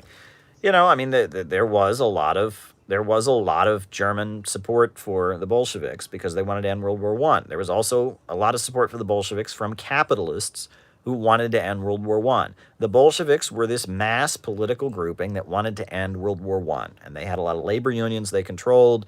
They had peasant associations, but they were against World War One, and that was the main division in Russian society. And the Bolsheviks, they built this mass fighting force in Russian society that wanted to end World War One. And there was a big division, and they were known as the anti-war guys, and that's what brought them to power. And the Germans supported them. There's this whole thing, you'll get from anti-Semitic folks. They'll talk about Jacob Schiff, and that's largely been debunked, right? I mean, if you look at it, Jacob Schiff, the Wall Street guy, they say funded the Bolsheviks. He didn't fund the Bolsheviks. He funded the Russian Freedom Group, which was an anti-czarist group, and it wasn't a question of toppling the czar. The czar was toppled in February, but the October Revolution, after the czar was toppled, the question became, are you for continuing World War One or are you for opposing it? The Kerensky government wanted to continue it, but there were all these strikes and protests. The July days were happening where they wanted to get Russia out of World War One, and that was happening. And then there was the Bolshevik Revolution ultimately, which was they came to power as the guys who would end the war. That was what they were known as. They were the anti-war guys. And the Germans were very happy that they came to power. And they signed the Treaty of Brest-Litovsk. Trotsky was sent to sign the treaty, and he didn't want to sign the treaty. Trotsky argued they could keep the war going. No war, but no peace. And he had this crazy position, and he completely just, made a fool of himself during the treaty negotiations at Brest-Litovsk. That's a whole story that Trotskyists don't want to talk about. But yeah, so there you go. Tribal sovereignty. There would have to be tribal sovereignty. I think that it would be absolutely necessary. No question about it, that there would be tribal sovereignty for indigenous groups in a socialist United States. I couldn't imagine a socialist United States that wouldn't grant tribal sovereignty and allow indigenous groups to have their own territories and maybe even be separate, maybe even be a separate country from the socialist United States if that's what they wanted. The main thing with all of this, right, is that people talk about the Black Belt South, which was a big position of the Comintern in the 1930s, and people don't understand that this is if those groups want it, right? It's not segregation, right? But, in the 1930s, the position of the Communist Party was that the areas of the U.S. South that were majority African American should have the right to secede from white America if they wanted to. If they voted in a referendum for independence, they have that right. Right? And the same for the Chicano folks, right? The folks in Arizona and Texas and Southern California and New Mexico, that are majority, Chicano, and they are, at this point they're in their own land, but they're, part of if they want to form Aztlan, or some people call it the Sun Belt, if they want to, if they chose to separate, if that was up to them, they could do that. That was the position of the Communist Party. That's the position of some Maoist groups. I don't go around promoting that because, first of all, as a white person, it sounds like segregation. If I go around, if I, as a white man, start walking up to black people, hey, we want you all to have your own country, separate, it sounds like segregation. It sounds like racist, number one. Second, I'm not sure most black people want that. I mean, some do, right? Nation of Islam, they absolutely want that. There was the Republic of New Africa. There are a lot of black nationalists who do want separation, and I respect their right to want that. But I'm not sure that if there was a vote taken today, that every black person would vote to form a separate country in the U.S. South. Not sure it would happen. So it's not for me to start going around saying, and same for Native Americans, right? I mean, if the majority of Native Americans wanted to have a separate country, and break away from the United States, I would recognize their right to do it, but I'm not sure that they want that. I'm not sure that all the Native Americans would want that. The Native American reservations, from what I understand, are very divided. There's a lot of Native Americans who converted to Christianity, who serve in the military, vote Republican. There's a lot of Native Americans who practice indigenous religions and, are organized into the American Indian movement and have kind of nationalism and anti-imperialism. It's very divided. And I'm not sure that every Native American would want to form a separate country. If the Native Americans wanted to break away, I would support that.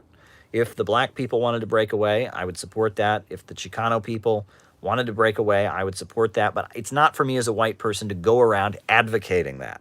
And that's where some of the Maoist groups are a little bit weird. When they have maps of the black belt and there's white people, or look at this is the black belt. It sounds weird. It sounds like segregation. And you saw in my debate with the neo-Nazis, they threw that in my face. And I was actually frustrated because, my co-debater, good friend of mine, Brent, but he's not a communist. He's not a Marxist-Leninist. He's an anarchist. He doesn't understand this stuff, right? It's very it's very intricate. My friend Brent, he doesn't get this, and, it was thrown in my face, and we just kind of had to keep going, and I wasn't allowed to speak on it. Thoughts on President Garfield? I don't really have strong thoughts on President Garfield. I mean, that was when imperialism was in ascendancy, right? That was the beginnings of American imperialism, the era of, like, McKinley and others, right? It was, post-Civil War, as the USA was transitioning toward being, an imperialist power. We had that. And Garfield, I mean, that's who he was. He was in that period. I hope that answered the question. But yeah, I mean, that's, I answered President Garfield. I answered all the super chats there. But yeah, I'm not going to, I think this is an important point, that the Black Belt, that the Sun Belt, tribal sovereignty for indigenous First Nations peoples, this is up to them. It's up to them. It's not, and it's you have to be really careful how you talk about that, because, I actually saw at one point the RCP, which is a Maoist group, there were African American folks in Cleveland attacking them over their Black Belt position because they didn't understand it. And they said they advocate, segregation. They didn't. I mean, these folks, the position of the RCP on the Black Belt South was not well understood, and I saw the black community kind of attack the RCP over it. So, I mean, it's a really complicated issue, and it's best to support what people actually want, not go around advocating things for them. Yeah, I mean, that's my position, right? So I hope that answers the question. I think it's very important. It's very important, and it's fascinating because, I mean, even the fact that the Communist Party wanted the Black Belt to break away, the fact that the Communist Party wanted this independent Black Belt has been largely obscured. People don't know about that, but it had a huge impact in the 70s. Like a lot of these Maoist groups, that was their disagreement with the Communist Party. The Communist Party dropped that position in 1957 at their convention, and so a lot of these Maoist groups, that was their reason for forming, was they were African Americans, and Nelson Peary, Harry Haywood, there were a lot of Maoists in the black community, and the reason they became Maoists was because the Communist Party dropped self-determination for the Black Belt, and they were committed to black nationalism and independence for the Black Belt. I think it's fascinating.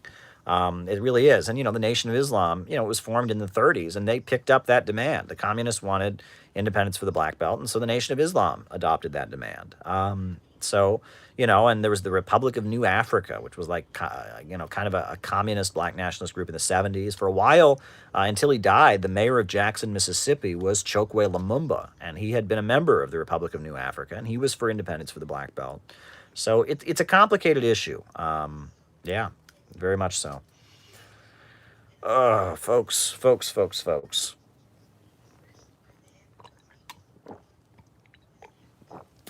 You know,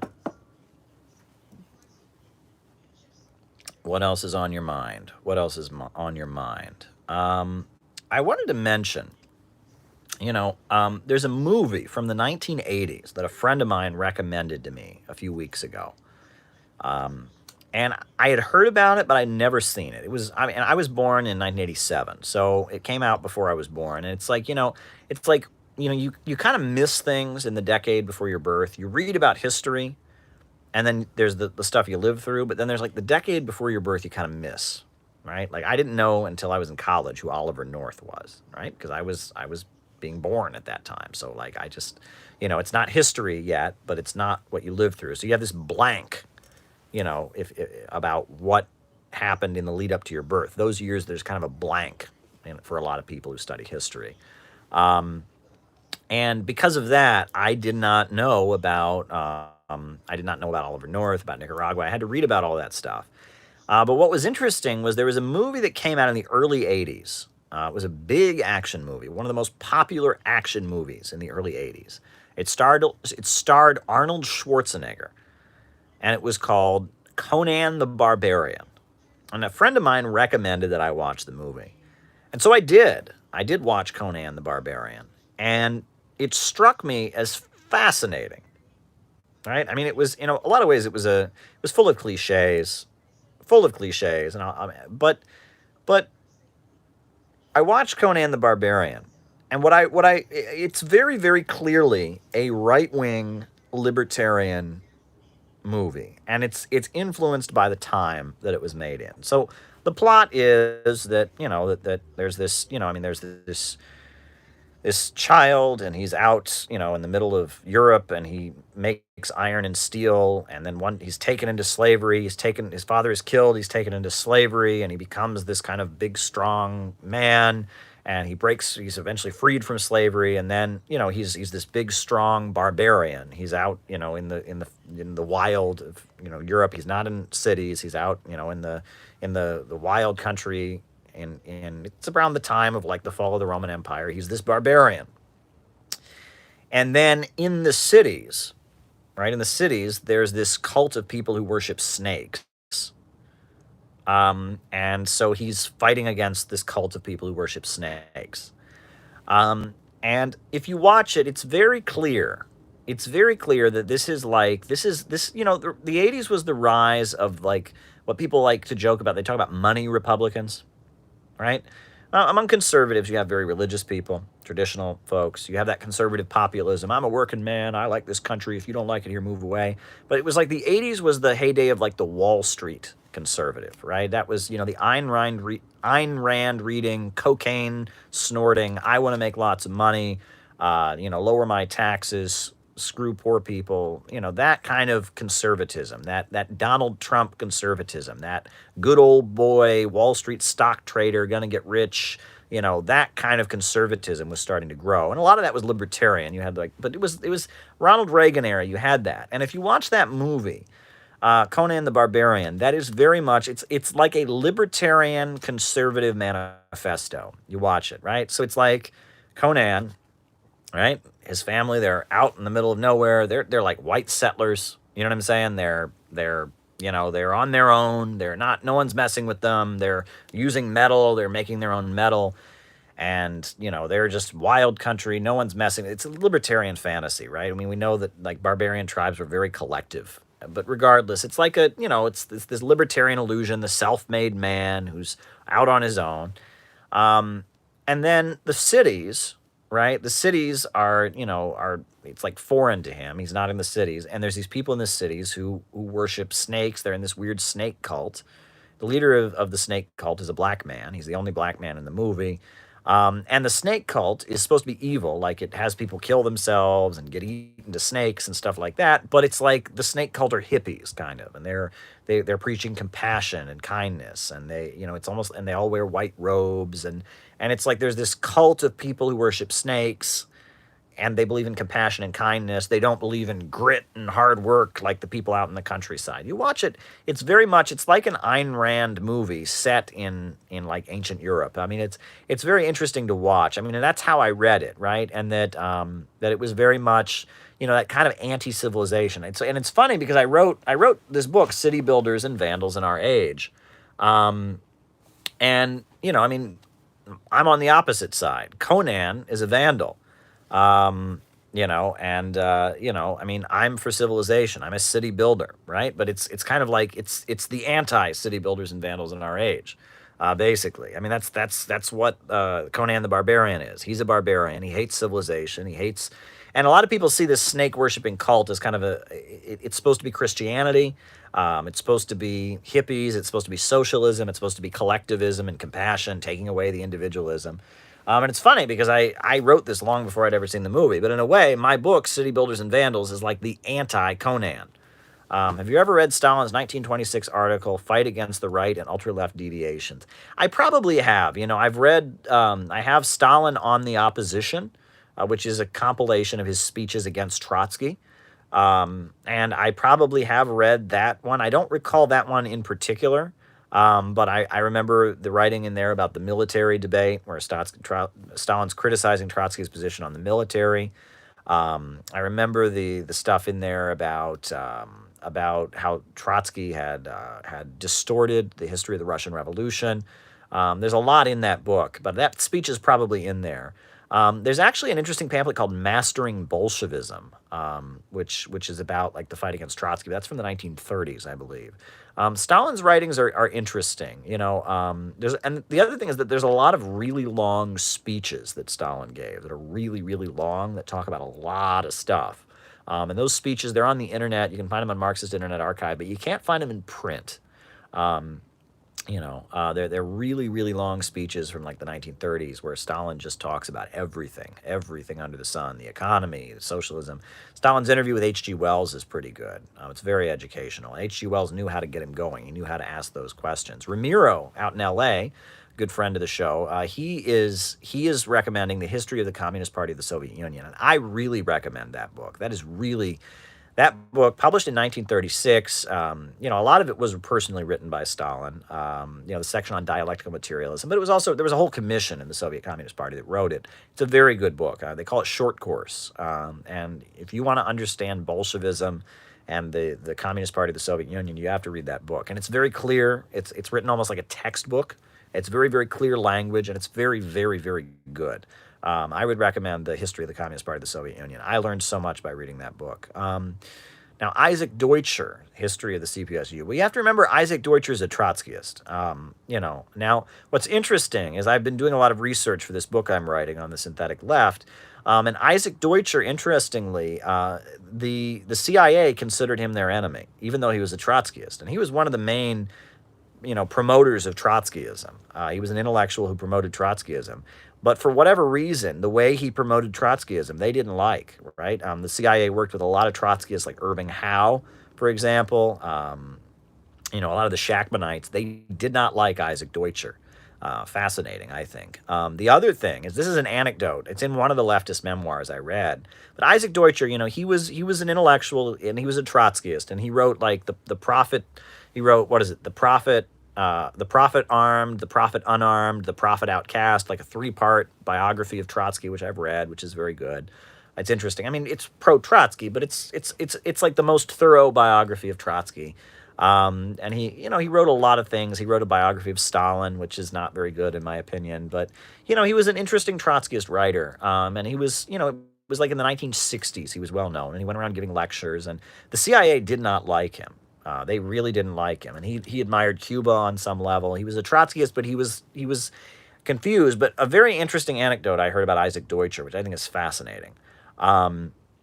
So apparently, Isaac Deutscher was approached by somebody from the Socialist Workers' Party. He was never a member of any of the Trotskyist groups, and he was approached by by the Socialist Workers' Party, somebody from them. And he said to them, "Don't you know all the Trotskyist groups are controlled by the CIA?"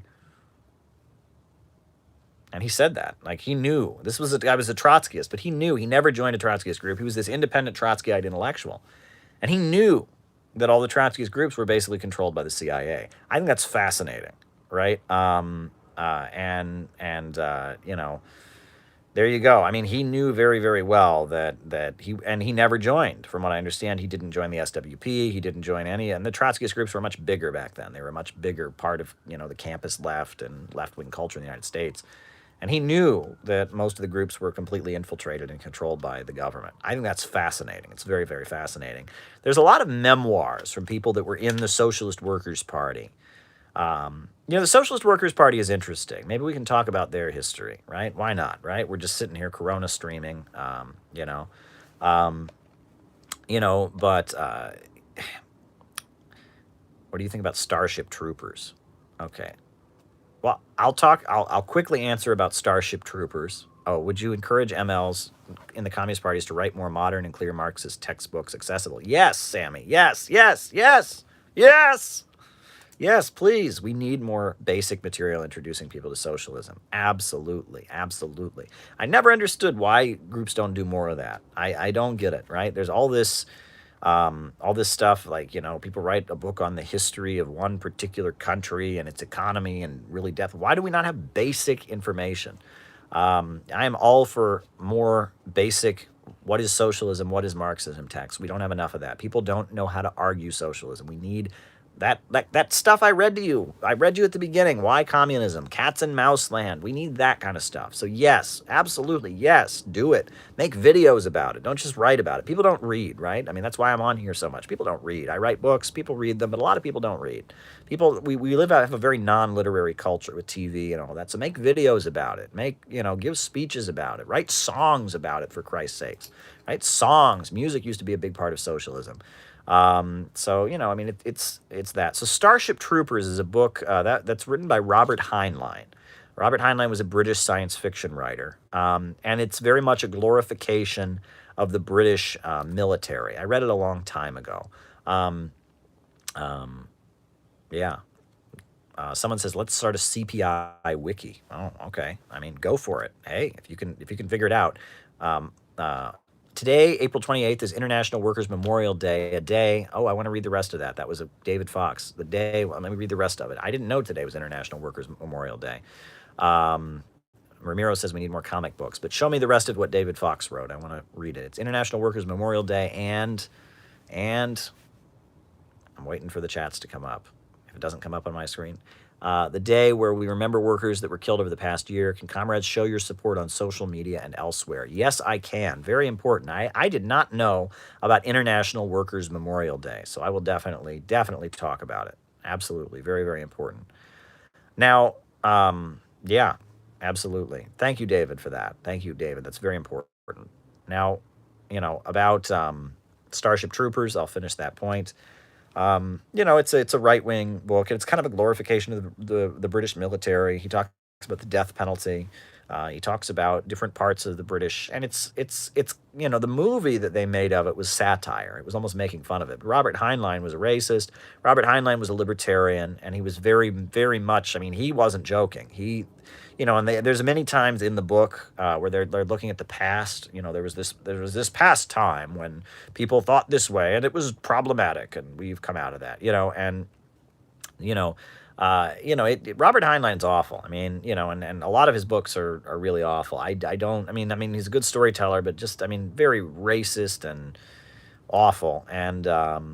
And libertarian and free market, every man for himself, eugenics, all the old British Empire stuff. And he puts it in space.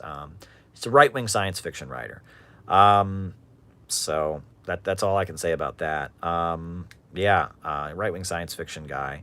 But yeah, I hope that answers the question. But I guess I'll tell you about the history of the Socialist Workers' Party, because they're not very big now. There's the Militant newspaper, but they're really small now. I mean, it's like less than 100 people, maybe a little more than 100 people. I doubt that. It's probably less than 100 people, but they were huge at one point. They were so you had the Communist Party USA in the 1920s, and you had a breakaway. The Trotskyists were kicked out, and it was called the Communist League of America. And then they merged with some Social Democrats. They formed the American Workers' Party. the Workers' Party USA, whatever.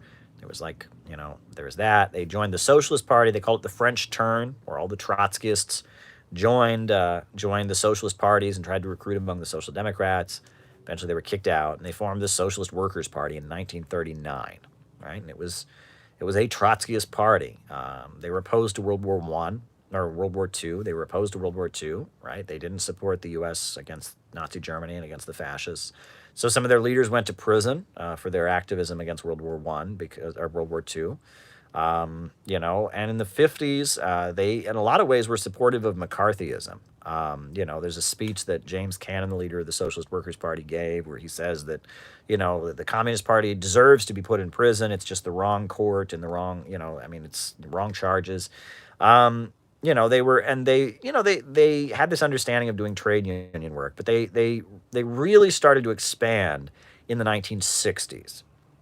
Because they started stage managing anti-war rallies, and they were for peaceful, legal, single-issue protests, and they would organize anti-war protests in Washington D.C.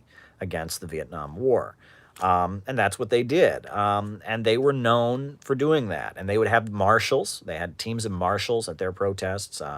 And they would in some cases they were determined to kind of keep the radicalism down. Their idea was if we could just tone it down, more working people would become anti-war. They would confiscate signs from people that supported the Black Panthers, and they would confiscate Vietnamese flags from people. There'd often be scuffles, like more radical young people that were with the Weathermen or the Maoist groups would get into scuffles with the Socialist Workers' Party. And I've heard stories that people would chant, "Every chicken needs a pot, every ice pick needs a trot." You know what I mean? Stuff like that. They were just viewed, and the kind of the contempt for Trotskyists of the 1960s left that like Maoists had came from that, because SWP was seen as this group that was always trying to tone things down at anti-war rallies. That's kind of how they were known as. And they were very pro-Cuba. Even though they were Trotskyists, they took the position that the Cuban communists were unconscious Trotskyists, which is ridiculously condescending to think that Fidel Castro, the leader of a socialist country, doesn't know whether he agrees with Trotsky or not. He's unconscious. He's a Trotskyist, but he doesn't know it. Very condescending. But they were pro-Cuba, and they embraced Malcolm X. And in fact, Malcolm X's widow, Betty Shabazz, sold them the rights to Malcolm X's writings. So like the speeches of Malcolm X, the stuff, the autobiography of Malcolm X, right? The autobiography, that was not written by Malcolm X. The autobiography of Malcolm X was written by Alex Haley. Alex Haley, the author of Roots, he did extensive interviews with Malcolm X, very extensive interviews. He sat down with Malcolm X, did extensive interviews. And then based on, those interviews, he then put together a book. And then there was a Trotskyist book publisher who'd been in the SWP and been kicked out, and I can't remember his name for the life of me. Harvey Braverman. So Harvey Braverman was this Trotskyist book publisher who had been kicked out of the SWP, and he sat down with Alex Haley, and they edited and they put together the autobiography of Malcolm X. And then the FBI told them in order to get mass publishing for it, they had to remove 2 chapters. So there's a lot of the book that was censored by the FBI. The FBI sat down with the autobiography of Malcolm X and cut out a whole bunch of it. So if you read, that's the book that everyone read. I read it. It's widely distributed. It's one of the most widely distributed radical books in the United States, the autobiography of Malcolm X. It's heavily edited, and it's not Malcolm X. You're reading Alex Haley, what Alex Haley heard in the interviews with Malcolm X, Harvey Braverman's edits, the FBI's edits. It's largely edited. But the actual speeches of Malcolm X, like Malcolm X talks to young people, Malcolm X on black nationalism, that stuff is owned by the SWP. Pathfinder Press, which is the publishing house that's owned by the SWP, has the copyright to those books, and they maintain it. They will sue you. They have no problem suing people. They sue people a lot. They've sued people over Trotsky's writings before, for a while they also had the rights to publish Cuban books, Fidel Castro speeches, Fidel Castro writings. They would publish it. And then the SWP, changed its relationship. I mean, and the Cubans now, their books are printed by someone in Australia, I believe, called Ocean Press. They're the ones that print Cuban books in English. But the SWP, the Pathfinder Press, actually sued them over that. But they were huge in the 1970s. They were, 6,000 people, which is very big for a left-wing group. They ran a guy named Peter Camejo for president of the United States. Peter Camejo was a Venezuelan American who'd been at Berkeley. He'd been part of the free speech movement. And if you look at their election campaign in 1976, the year that Jimmy Carter was running, when Peter Camejo ran for president, it was a massive campaign. And they got hundreds of thousands of votes. They got a lot of support. And Bernie Sanders, worked with them and campaigned for them. And they had a lot of support, and they were a Trotskyist group. And again, they were always kind of trying to tone down the anti-war protests. They were pro-Cuba, but they didn't really like any of the other socialist countries. They thought they were Stalinists or whatever. But then, so they were heavily infiltrated by the FBI. And they sued the FBI for infiltrating them. They took the FBI to court. And that destroyed their organization. Destroyed them. Just destroyed them. They were given false numbers about FBI infiltrators. Interesting story.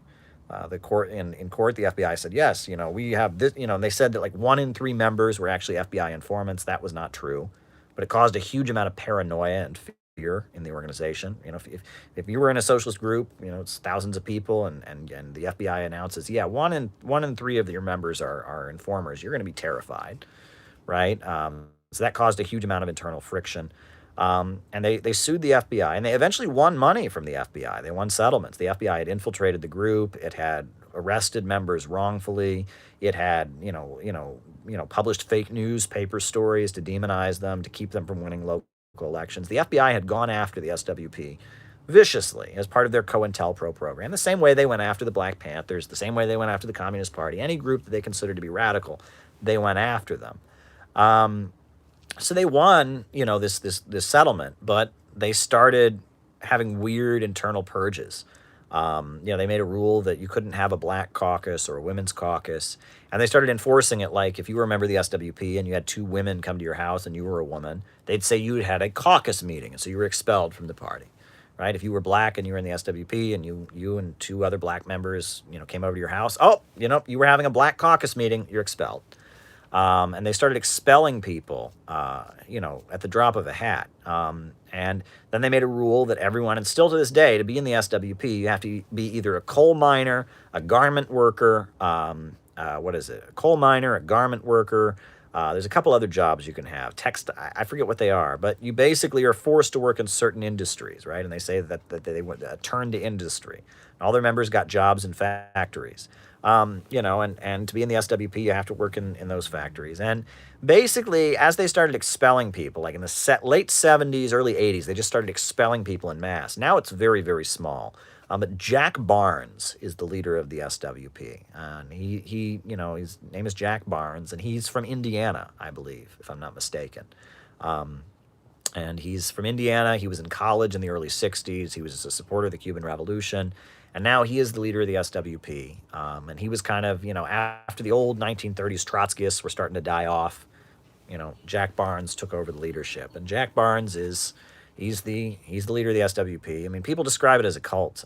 They say it's kind of a cult around Jack Barnes. That's what's commonly alleged.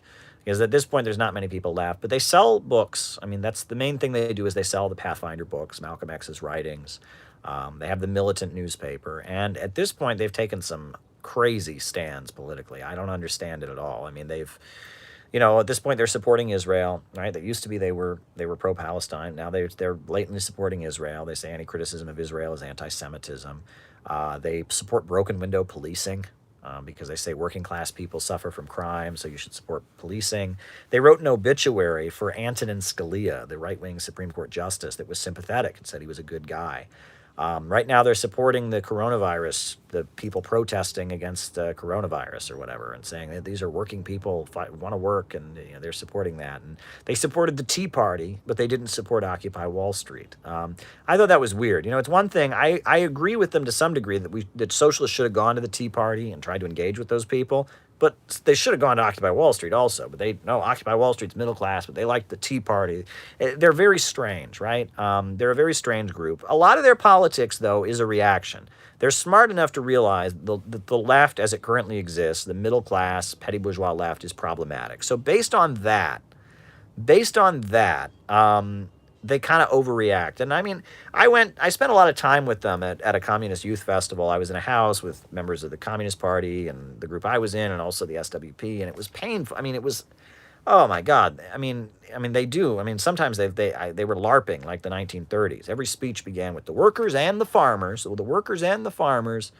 They don't support the Syrian people in fighting against the terrorists. They think, Bashar Assad is the main threat. They supported the Libyan revolution. They were wrong on international issues like you wouldn't believe. Very strange group, but they have a relationship with Cuba. They go to any international gathering where Cuba is represented. They make a big point of telling everyone that they're the pro-Cuba group. They're very, very strange. There's not many of them left. That's the SWP. Pathfinder tendency is what they're known as. Internationally. In most countries around the world, they have one or two people, right? In the United States, it's a little bit bigger than that, but it's Pathfinder tendency, and they're kind of a weird Trotskyist spin-off at this point. In the 80s, when they were kicking all those people out and Jack Barnes became the leader, they actually published a document, which I've read it a few times. It's kind of interesting. It's called Their Trotsky and Ours. And it's basically them announcing that they aren't exactly Trotskyists anymore. They read Trotsky, but they're more inspired by Cuba or something. Very strange political group. But, that's the SWP. I hope people find that to be interesting. But, yeah. Were there any super chats that went by? I thought there was some super chats. Did I miss any super chats? If not, I will happily answer people's questions, right? We're sitting here Corona streaming. I'll just talk to people about what they want to be talked about. But, yeah. Yeah, James P. Cannon was the founder of the SWP, as Helen Woolley says. And he's a good speaker. There's a speech by James Cannon called Two Americas. Beautiful. Beautiful. Right? Check it out, right? That's how socialists used to talk, right? He's a Trotskyist, so it's a little bit weird, but that is populism. That is working class socialism. That's amazing, right? He talks, and it was plagiarized. John Edwards plagiarized that speech. Completely, Two Americas. It's beautiful. Listen to James Cannon's Two Americas speeches. Apparently, YouTuber non-compete is a bit of a Kropotkinist. What's YouTuber non-compete? I don't know what that is. I know what Peter Kropotkin is, but who's YouTuber non-compete? Tell me about that. Someone's asking me if I know. Can someone tell me who YouTuber non-compete is? I don't know who that is. He is the boyfriend of Luna. Oh, okay. Oh, right. I remember that. Oh, American Johnson. Right, I remember. Yeah, I've watched some of his stuff. Yeah, and he's like an anarchist. Yeah, Luna was great. If you haven't seen that interview I did with Luna Oh, the Vietnamese communist, amazing interview. It was such an honor to have her on the show. She's amazing. Yeah, she was great. Right, very great. Right. Someone asked me if I knew about North Star Compass magazine. Yeah. I used to have a subscription years ago. I don't anymore. Yeah, it's an interesting magazine out of Canada, very pro-Stalin, right? I haven't read it in years, but it's an interesting magazine. Yeah. Now, Tommy Farras is pointing out, someone said Luna is a fascist. I mean, it's unbelievable. Unbelievable.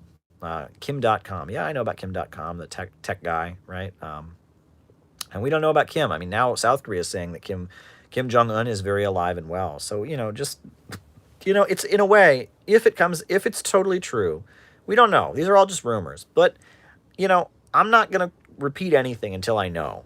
And that putting out rumors that someone's dead when they're not is a way to threaten them. Do you have any thoughts on the more recent CPUSA history that you'd care to share, says Jacob Maxey? I don't, actually. I know a lot of people in the Communist Party, great people. I know a lot of younger people are joining them. I had a great interview with Sean Rosellis, who's out in Orange County, and he's doing community service with the Communist Party. I think that's great. At this point, I'm the people that are friendliest to me. A lot of them are in the Communist Party, which is interesting. I didn't think that would ever be that way, but the way I developed, and a lot of what they say is great. It's funny. They have a video that they posted on their channel, like why we don't quote Stalin and Mao, and someone sent it to me, like, oh my God, like this is awful. Well, I watched it. I actually agree with almost everything in the video, right? About how we're going to have American, we're going to have to develop our own socialism for this country, about how we shouldn't blindly follow the socialist countries. We should acknowledge the good things, but be critical. It's basically my view. I mean, there's a lot of things about the Communist Party that I think is good. There's a lot of things, though. I mean, I'm not for Biden. I mean, I don't think Biden is necessarily better than Trump. I know their position is going to be that that we have to stop Trump, that Trump is a fascist, that Biden's going to be better. That's not my view. I'm at the. Part of me feels like in some ways, Biden might be worse. Caleb, as an IT worker and a socialist, how would the IT industry be structured? Also, what do you think of worker co-ops and Richard Wolff? Very good question. Well, I think that the IT industry, I think that the big giants like Microsoft, like Facebook, like Twitter, like Google, like Apple, they should be nationalized. They should be public property. But I think that independent software companies are a necessity. There's going to be independent software companies that will have to be part of socialism. New software can't be built in the state industry. You need to give people funding to develop their own product, to sell it, to launch. You need to have independent tech startups, but you need to have big monopolies. You need to have the big major centers controlled by the state, but then you need to have innovation flourish elsewhere in the tech sector. And about worker co-ops, I would think that wouldn't you want, in a lot of ways, those software startups to be co-ops where every worker had a share because they'd be motivated, they'd be working as hard as they could, so they could make the company jump. I like worker co-ops. I absolutely like worker co-ops, but they're not socialism. That's the difference. Okay, see, socialism is when profits are no longer in command, when the economy is organized to serve public good. Worker co-ops can be part of socialism, but in and of themselves, they're not socialism, right? That worker co-ops are trying to make a profit. They're on the market. They're trying to maximize their own profits for their own members that are all shareholders. They compete with other worker co-ops. They exist, in a market, right? You could have a worker co-op that made military hardware, and they would want war because that would make more profits for them. So worker co-ops in and of themselves are not socialism. I think, though, that they're an essential part of socialism. What people don't realize is in the Soviet Union, the agricultural system was mostly collective farms, and those collective farms were worker co-ops, right? They were basically all the farmers sold their goods to the state, right? They were collective farms, but the goods were sold to the state, and then every worker had a share of the farm, right? That's how they did it. They had state farms, which were just like state industries, but they also had collective farms, and collective farms were like co-ops, right? And I think that that in a socialist society, you need to have state ownership, major industries, banking. These things need to be run by the state. You need to have cooperatives that are independent of the state, right? Like independent startup companies. You also might need to have private enterprises. I mean, I think that there's a role for private enterprise for, in socialist societies. The main thing is, does the overall economy function to serve public good or to serve profits, right? When the economy is controlled by the state and forced to work in the interest of the people, that's socialism. And I think that worker co-ops are part of socialism. They, in and of themselves, are not socialism. That's called syndicalism, right? The notion that socialism just means a bunch of independent worker co-ops, that's anarcho-syndicalism or syndicalism. And that's not socialism. And it's capitalism. It's basically a form of capitalism where there's no difference between boss and worker. There's no, you know what I mean? There's no employer and employees. It's capitalism without employees and employees. You're still producing according to the profits, right? That's capitalism. It's not socialism. Richard Wolff is a great guy. Every opportunity I have to sit down with him, he knows Marxism like the back of his hand. He inspired me to read Theories of Surplus Value, a great work by Karl Marx that had a lot about Malthus and Ricardo and Adam Smith. Richard Wolff is amazing. Someone's saying I should interview him. I'd love to do that. I hope I can set that up at some point because he's an amazing guy. Amazing guy, and he's great. And being able to interact with him is just an honor and a pleasure. It really is. But yeah, what else is on people's minds? Anything else that people have got on their minds while we're sitting here Corona streaming, right? Yeah, just open source all propriety software. Let softwareers. What do you think of Kim.com? Well, he's kind of like Assange in a way, right? He's a fighter against. He's for transparency. He's for public information. I don't know that much about him. I've seen a lot of interviews with him. He seems to be very critical of the state and how it operates and the secrecy and the suppression of civil liberties. I'm not opposed that. I don't know of other things he said. If I'm not mistaken, I think he's a little bit more libertarian, right? Isn't he kind of a libertarian though economically? He's not where I'm at economically. Am I wrong? I don't follow his work as closely as I probably should. So I don't know. But talk about your vision for the CPI, says Robert Coates. Well, there you go. I'm gonna would you consider an interview with Grover Furr? I've had dinner with Grover Furr. Grover's a great guy. I might interview him sometime. Yeah, he's a great fellow.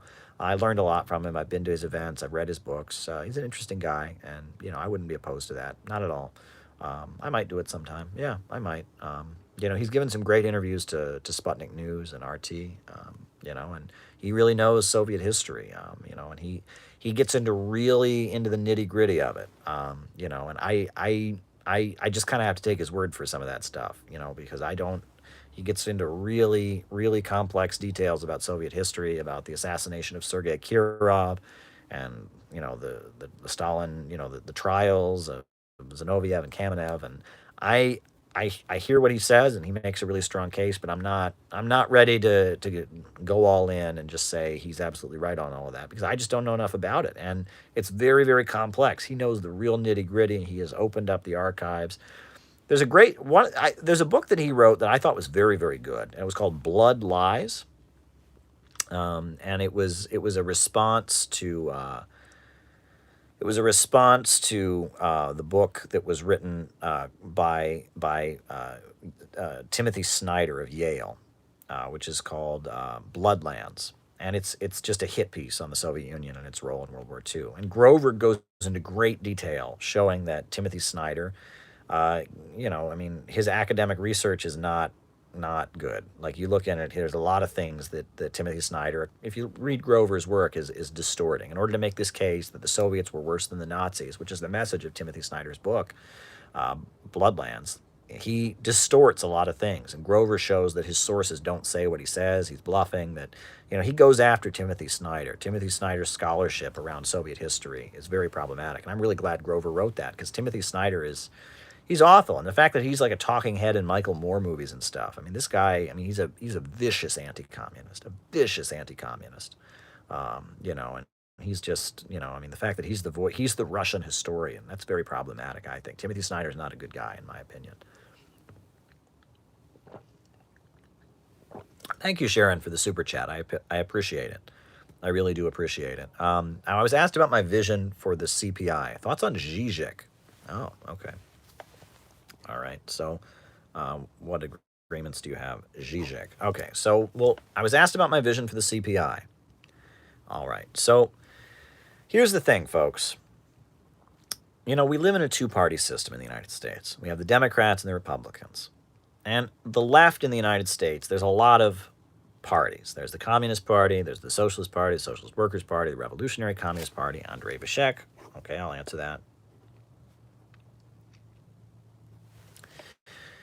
And, when you form a party that's not the Democrats or the Republicans in the United States, it's kind of like, it's a really, really ambitious thing to do. Now, the Communist Party has a long history, and there's communist parties in every country in the world, but it's really like, working class people don't understand it.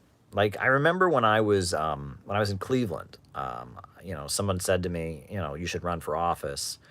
And I said, well, we could get on the ballot, blah, blah. And they said, wait, you're not a Democrat? And I said, no, I'm part of the Workers' World Party. And they said, what?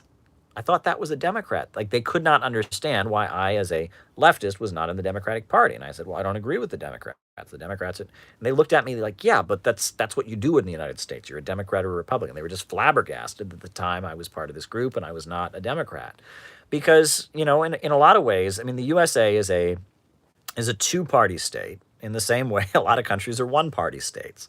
We have other parties, but they don't really matter, right? And that the Communist Party, right, and Marxist-Leninist parties, in the sense like that Lenin wrote about in What Is to Be Done, as like a vanguard. That's not an electoral formation. That's like, this is the tribune of the people. It's like organized. It's not an electoral formation. It's not like, the Bolsheviks were not a party of a new type that was going to get on the ballot. And in fact, it was reserved only for those who gave the whole of their lives Only those who gave the whole of their lives could join the Bolshevik Party. They didn't want their membership. They actually said, there's a line in there. He says, we don't want every university student to be a Bolshevik, right? So, you know, as we do these lives, and I mean, thousands of people watch these lives. I mean, there's hundreds of you watching now, but thousands of people watch my videos. And as I grow, a lot of people said to me, "Oh, Caleb, you should form a new party."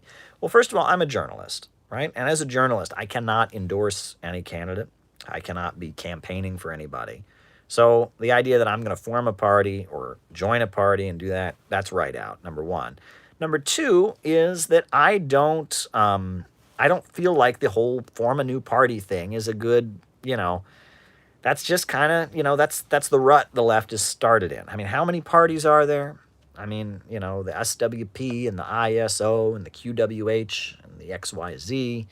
And it's like, that's the game. That's the rut the left has started in. Well, I'm going to form a new party, and then we're going to have a new newspaper, and ours will have a big red star on it, and our newspaper will look better than their newspaper. It's a rut. It's a rut. But I have looked around the world and in the United States at people that have had an impact in promoting their ideas.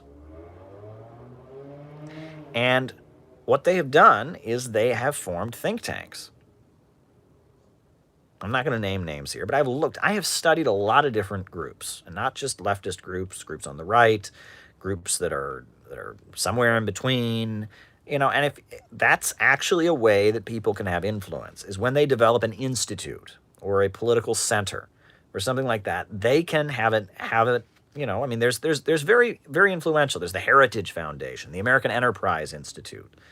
You know what I mean? If you want to further your political agenda in our two-party state, and you're not getting ready to run in elections against the Democrats and Republicans, the way you can have an impact is by setting up a think tank. That's the way you do it. And in other countries, they do it, right? And in this country, too, there's a lot of think tanks that have a lot of impact, right?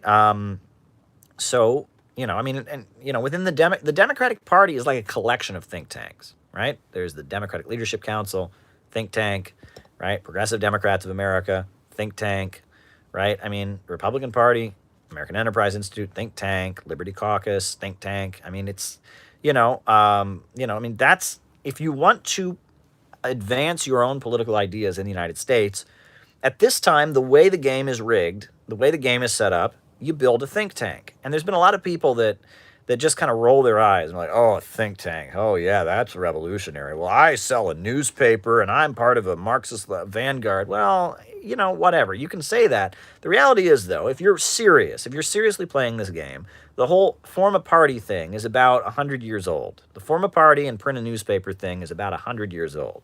That's way behind. But forming a think tank, right, where you're facilitating political discussion, you're publishing books, you're holding seminars, you're educating people, you're putting out a socialist message. That is very, very serious. That is something that that can be taken seriously and can have an impact within our structure, right? I think it would be great, Well, anyway, so I've talked to people about doing this, and a lot of the people that I work with understand this. And I also don't want to compete in this part. My party's bigger than your party. My dad could beat up your dad. I don't want to play that game. I really don't. I think there's a lot of people in the Communist Party that are great. There's a lot of people in the Marxist tendencies that are really great. There's a lot of people in Maoist groups that are really great. There's a lot of anarchists that are really great that I could work with. I want to facilitate ideological discussion. I want books to be published. I want big conferences to take place. I want mass political education to take place. I want people to be understanding socialist concepts, arguing about it, maybe not agreeing. I want to facilitate a mass raising of class and socialist consciousness in the United States. That's what I want to do. That's why we need the Center for Political Innovation. That's my vision. CPI will be an attempt to raise mass socialist consciousness. It'll be a think tank, a Center for Political Innovation, where we go around the country, we put on seminars and classes and lectures, we put out books, we cooperate with different parts of the left, we facilitate different things, we have forums where not everyone agrees, maybe we debate, we facilitate the expansion of these ideas widely. That's what I'm for. That's what I'm for. And that's my vision for the Center of Political Innovation, right? I mean, I see people already are excited to work for me. Well, we haven't kicked off yet, but I would hope that eventually we could have a huge staff of people that would be working on it. And we'd have regional offices, we'd have, conferences with thousands of people there. That's what I want to build. I want to build a think tank that will facilitate mass socialist consciousness and have an impact across the United States. Thank you for the super chat, Robert, and I hope that's helpful. Okay, so I was asked about Slavoj Žižek. He's a philosopher, and he basically, out of the blue, was declared that this is the new big socialist in the United States. He's the new socialist voice. You go to Barnes and Noble, all of a sudden, no one had ever heard of him. He was at Barnes and Noble, and he was the good guy. I watched his movie, The Pervert's Guide to Ideology, and I liked it. There were some things about it I liked. He talked about how, it's like the movie is like him showing clips of movies and then kind of interpreting them politically. And I enjoy some of his work, and I mean, he says a lot of things, but a lot of his books, you read them, and as someone who's read William Z. Foster and Marx and Lenin, you read his books and you just kind of go, duh. It's like, his book on violence, for example. I mean, basically the message of the book is, violence is an awful thing. Humans have dealt with violence. Violence has always existed. And there's also state violence. Duh. Thank you, Herb, for the super chat. But yeah, there's a lot of times where you're reading a Slavoj Žižek book and it's like he's using really, really complicated analogies and phrases and he's telling you something that's kind of basic Marxism. It's like a basic Marxist concept. And it's almost like it's watered down. And he's got all this psychoanalytical stuff. He's got all this existentialist stuff. And it's all mixed up and around to get you to this basic Marxist concept. Why not just read Marxism? I don't understand. But then that's what you find at Barnes & Noble, right? And there's a reason that you find that at Barnes & Noble and not my books or, the writings of William Z. Foster or Gus Hall or something. It's like in order to give you Marxism, we have to give it to you in this kind of diluted way. And I don't like that. You know what I'm saying? I feel like there's no reason, as Ramiro is saying, to make it more complicated than it is. Right? And that people need to understand these concepts. And I don't like the culture in leftism where it's like, well, I understand this complicated phrase. I bet you don't understand it. I've ranted about language. I'm not going to do that rant because I'd be being repetitive. But, it's like the way the left is, it's like this little inside intellectual club. I don't like that. But, Zizek makes interesting points. I don't agree with him. He's very anti-China, and I think China is the way of the future. I'm very optimistic about China. I think Chinese socialism is a success story. So, what's your thoughts on Anand Jurandhar? I don't even know what that is, Devin. Tell me about it. I don't know what that is. I was asked about Andrei Vishek. Andrei Vishek is a writer. He writes for New Eastern Outlook magazine, which I also write for. And he's written some very good articles. He's a Marxist. He's made some documentaries. I've never met him, but he's a good guy, and I know people who have met him, and I read his work here and there. I have a high opinion of him. He wrote an interesting article arguing that Singapore is socialist, which I think is interesting. I think Singapore is more of a Bonapartist state, but he makes a strong argument for it. Very well-informed guy, and he does very good writing. I like him. He gets a thumbs up from me. He's a tanky, right? And he's critical of Western capitalism. He's a Russian himself. He's an interesting guy. He spent a lot, I believe he lived in the United States for a while, but he's, he was critical of socialism when he lived under it, but then he saw capitalism and its results. He's an interesting guy. Yeah, I have a strong opinion. Devin, if you want to share with me who that person is, I don't mean to poo-poo it. If that's a person that's very important to you, I don't want to disrespect that. I just don't know the name. I'm just not familiar. Is the newest IT boy for the left. He has a show on Vice, which makes me question. Oh, okay. I'll look him up. I'll look him up. I should know about this. Never read William Foster, but if only one book would you recommend by him? History of the Three Internationals. If you want to understand Marxism, read The History of the Three Internationals. Very, very important book. If you want to understand that, Marxism, that book is A History of Marxism, The History of the Three Internationals, very clearly written, the best book, one of the best books I've ever read. So someone's saying that this Anand guy is not a leftist. Okay, well, I guess there you go. I mean, I don't know. I'll check him out, though. If he's an influential person, if he's on YouTube, I should know about him, right? Right? Because I'm here on YouTube. You're all talking with me on YouTube. There you go. Right? My opinion on Bill Gates. Well, Bill Gates is a Malthusian. He's pushing that overpopulation stuff. Oh, boy.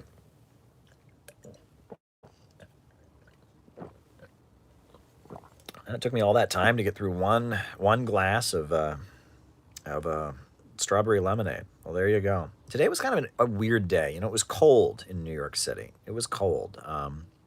So I went and did my run today. I do it every day. I'm committed. I feel like that gives you power. I'm speaking from the heart here. If you can make yourself do things, that gives you power. Right? You may not be able to make other people do things, but the worst feeling, the ultimate disempowerment, is when people don't have the ability to make themselves do things, right?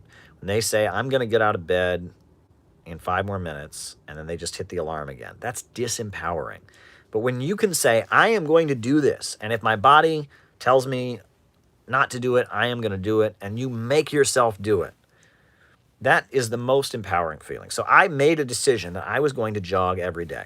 So today I did my jog because I just, I would feel bad. The thing about Anand is that he's very critical of economics of the USA and gives everything to multinational corporations while trashing the planet and the people. Well, I mean, he's right about that. Can't disagree with him. But I'm speaking from the heart here, though. And no, I mean, there's a lot of anti-corporate populism now, and we need more of that. Trust me. I mean, I'm not, those people, we should be friendly with them. Those of us who believe in Marxism should be friendly with people that are anti-corporate, that are populist, that are just getting into this stuff, that are just understanding the problem of capitalism. But, so I made a decision, and I'm telling you this, that if you can decide that you are going to do, if you're going to do something and you will do it, you will overcome the laziness within you. You will overcome the drive to do something else, and you make a decision. That is empowering, right? And so I made a decision that I was going to run. So I ran today, but it's chilly outside. It was a cold day. And also, I'm starting to get some spring allergies, and so, I mean, I just, it's been a weird day. Let me just put it that way. It's been a strange day. But, I just keep going. We're on here. It's coronavirus. I mean, I hate this. You hate this. We all want to get back to our normal life. We're all worried that on some level, a normal life won't be there for us. We don't know how abnormal our lives will become when the society turns back on. We've all got anxiety about it. But, it's like asserting that power, saying, I will take control of my own life, right? I did some work from home today, did some reports, some journalism. I've been working on this new book, but every day I go run, right? And that's like me taking control, and I can't control the world, but I control myself. So I go run, I go exercise, right? And that's very important. And the more you can do that, the more you can assert control over yourself. It's interesting, but that's when people, you see some people that just have no ability to control themselves, and it's very sad, right? I mean, they just have no ability to make themselves do things. I understand that there was actually a test that they had,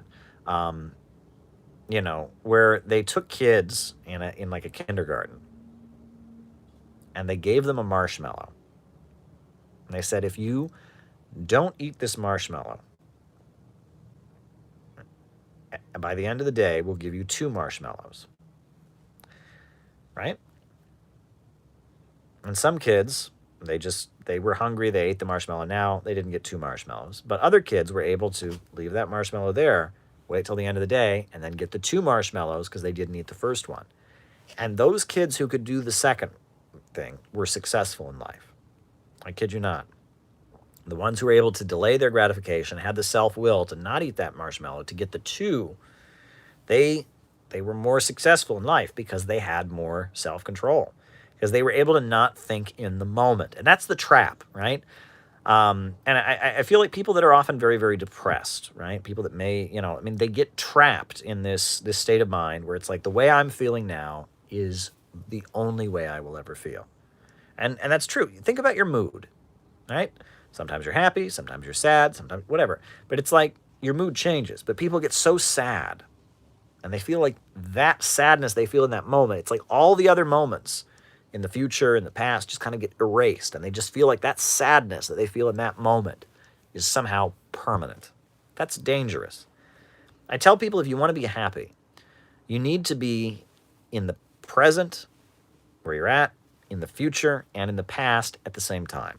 It's very hard to do, right?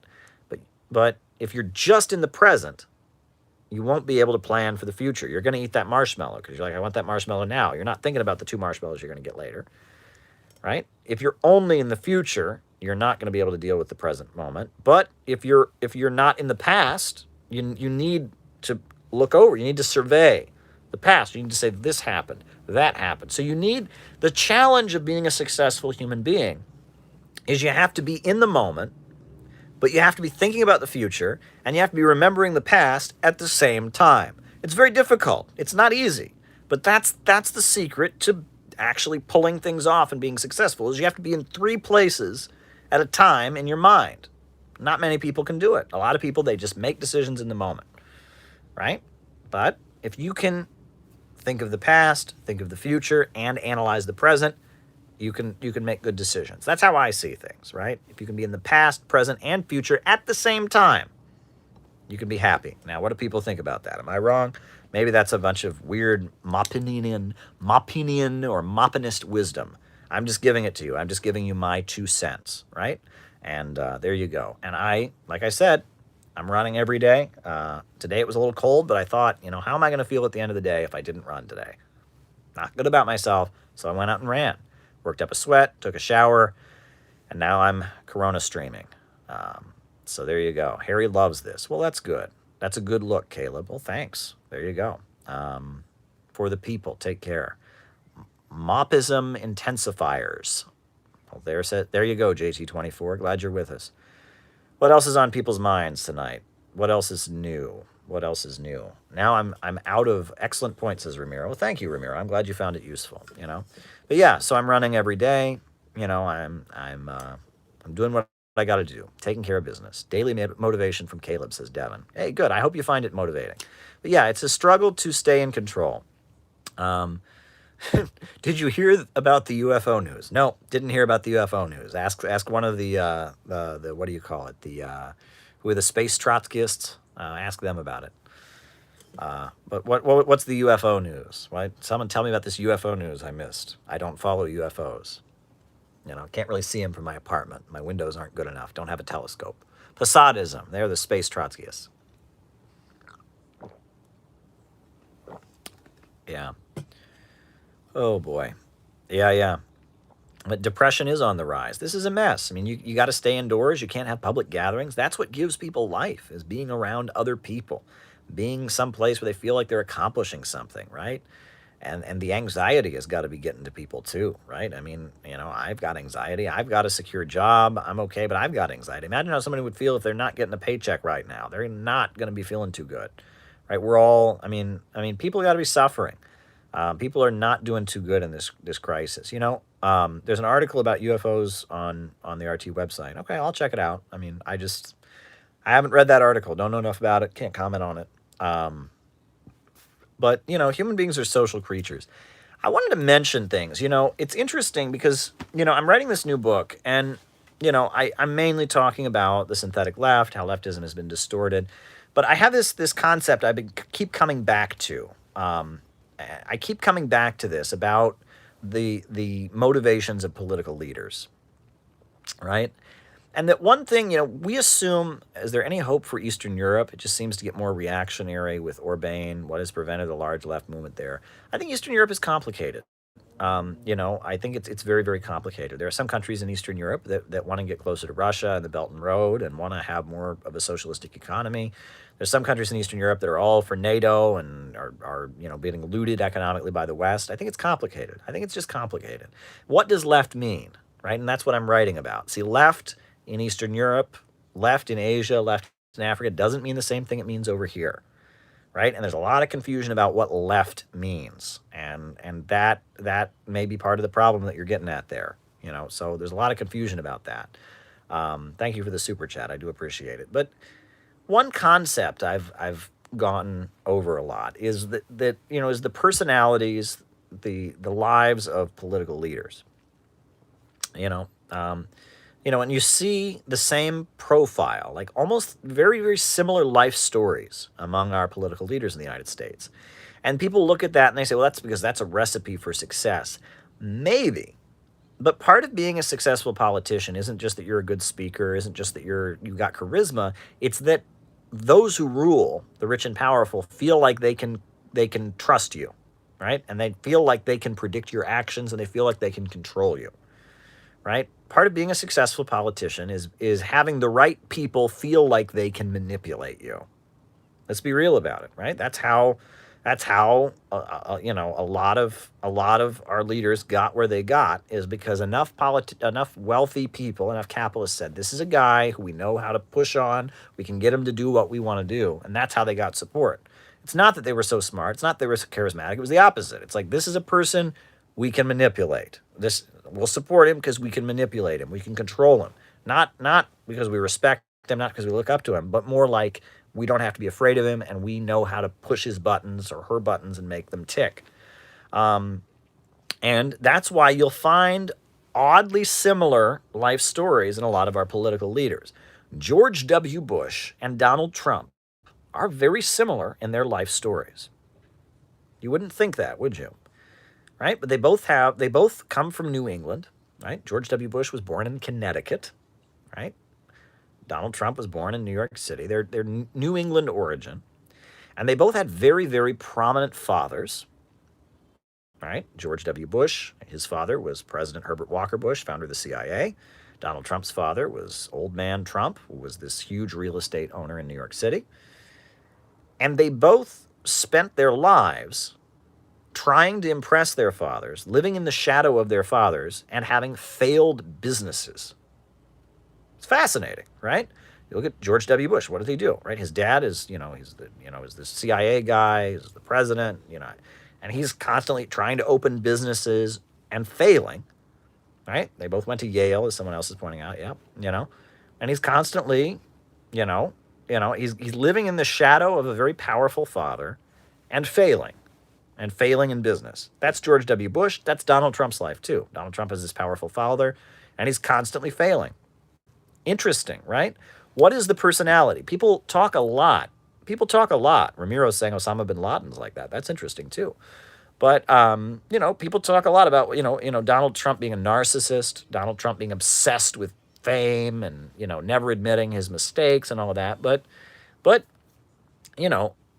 Trump knows how to play up this public image, reality TV star. But what's he really like, right? I have a feeling that if you got to know George W. Bush and you got to know Donald Trump, their personalities would be closer than you would think, right? Donald Trump has this TV persona and you're fired and all that. But if you actually got to know the guy, right? In order to be that successful, you can't be a complete asshole, right? You have to know how to make deals and handshakes with people and stuff. And I have a feeling that the real George W. Bush, not when the camera's on, and the real Donald Trump, not when the camera's on, are probably very similar because they have this similar background. And they have a motivation. They want to accomplish something. They want to be well known because they're trying to prove something to a highly successful father, and they've constantly failed, right? They constantly just keep screwing up. That's Donald Trump's life story. He wants to be famous. He wants to be this important businessman. He knows how to work the media, but he's constantly failing. Right? George W. Bush, again, wants to be famous, wants to be important, constantly failing in business, living in the shadow of a father. Fascinating. Another parallel, right? Barack Obama and Bill Clinton.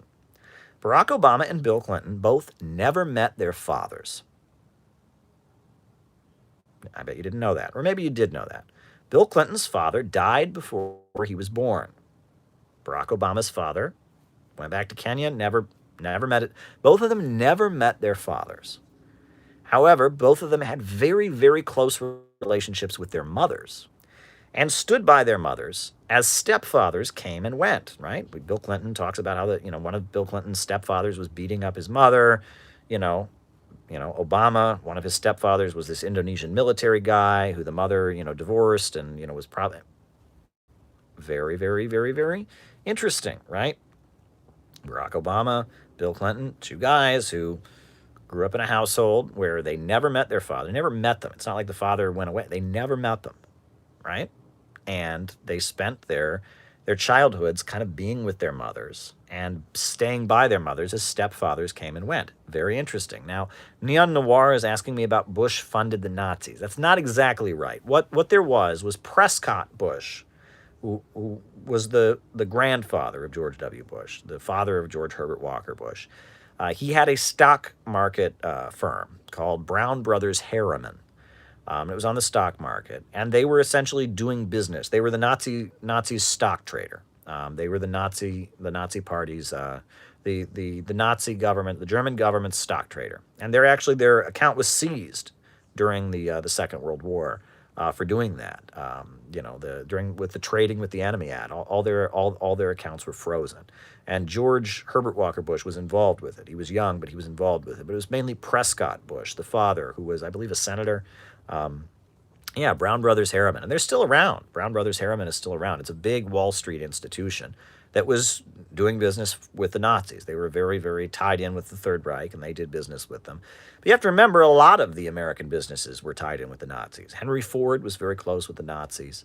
He got an Iron Cross from them. They gave him a whole parade. IBM designed the punch card machines that were used for the Holocaust. Read about IBM and the Holocaust. Coca-Cola, the reason they invented Fanta Orange, I bet you didn't know this, was because it was bad PR. They wanted to sell soft drinks in Nazi Germany, but it didn't look so good if Germans were always drinking Coke, because then that would kind of look bad. So they invented Fanta Orange, and Germans, they didn't drink Coke, they drank Fanta, which was made and bottled by the same company. There's many examples of this. I mean, the Nazis were, they had a lot of American businesses and corporations that were happy to do business with them. And that's why the America First Committee was formed, right? The America First Committee was set up, and that was basically American capitalists who were doing business with the Nazis and didn't want to have World War II because they were making too much money.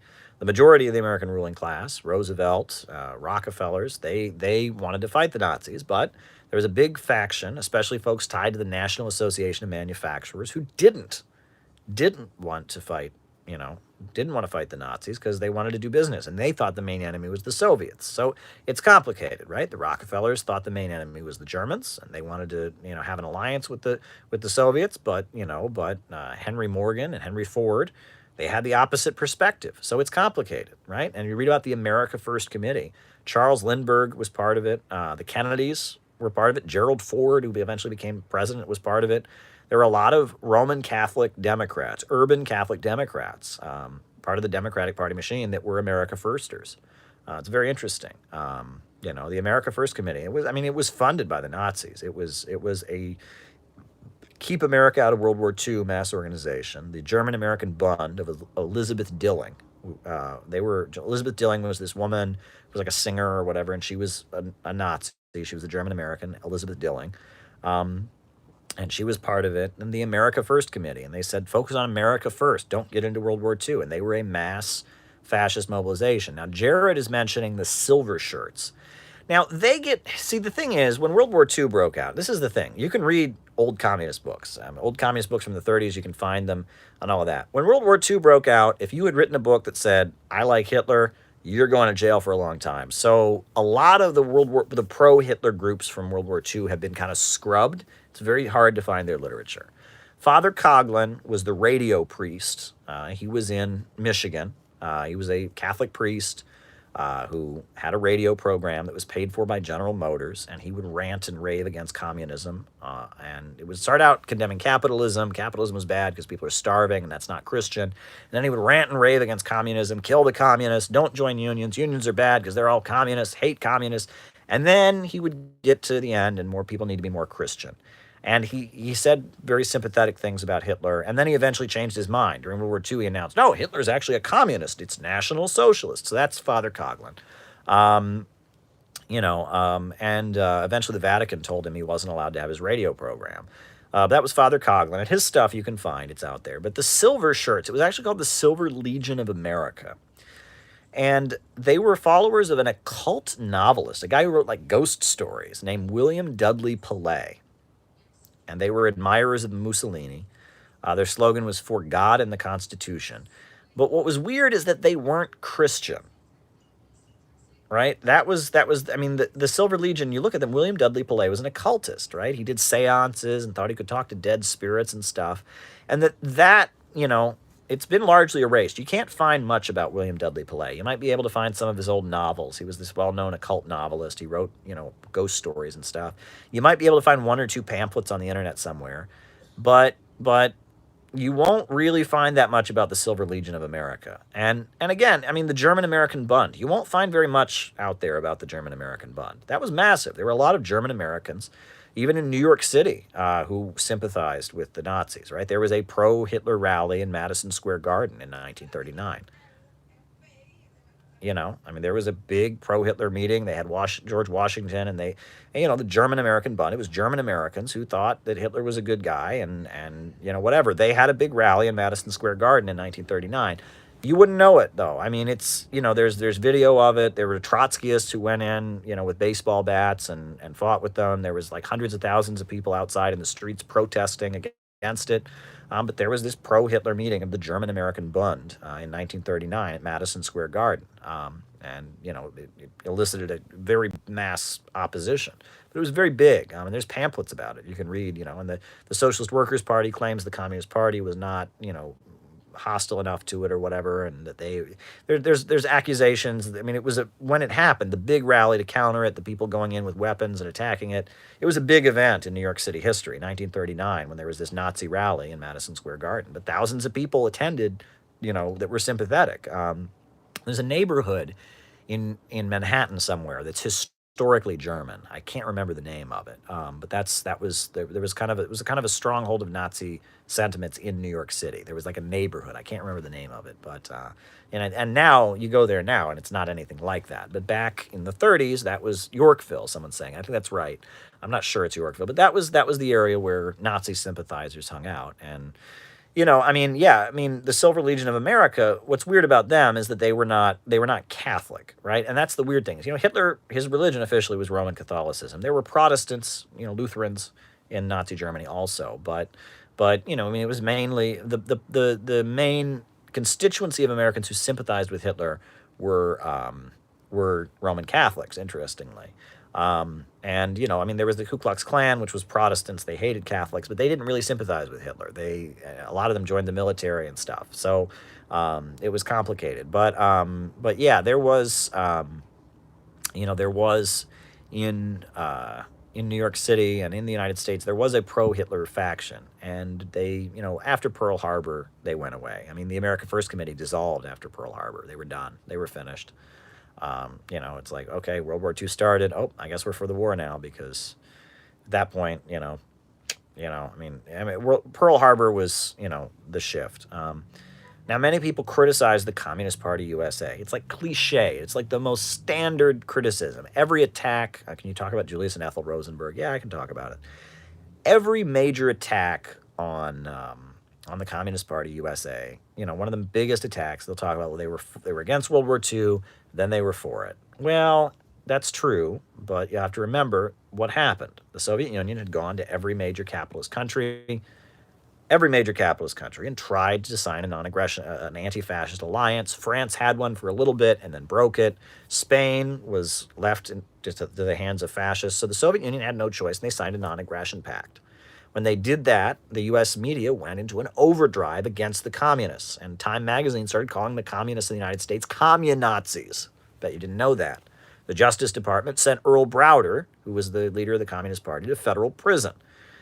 Right? And there was all of a sudden, a lot of people in the Roosevelt camp started really trashing the Communist Party. Communist Party members, Earl Browder, they wouldn't let him campaign for his presidential campaign, in 1940, and he was like barred from leaving the state of New York after he got out of federal prison.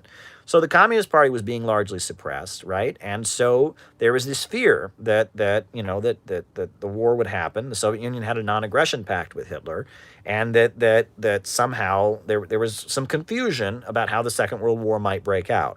And so based on that, the communists were anti-war, right? And they were saying, okay. And they, interestingly though, they were not revolutionary defeatists, and that's really interesting. At no point will you ever find any communists saying good things about Hitler. They knew Hitler was their enemy. They knew Hitler killed millions of communists. No point was there ever none of this turn your guns around, none of that. There was none of that. They knew Hitler was a bad guy. They were feeling like maybe if the war starts now, this won't be an anti-fascist war.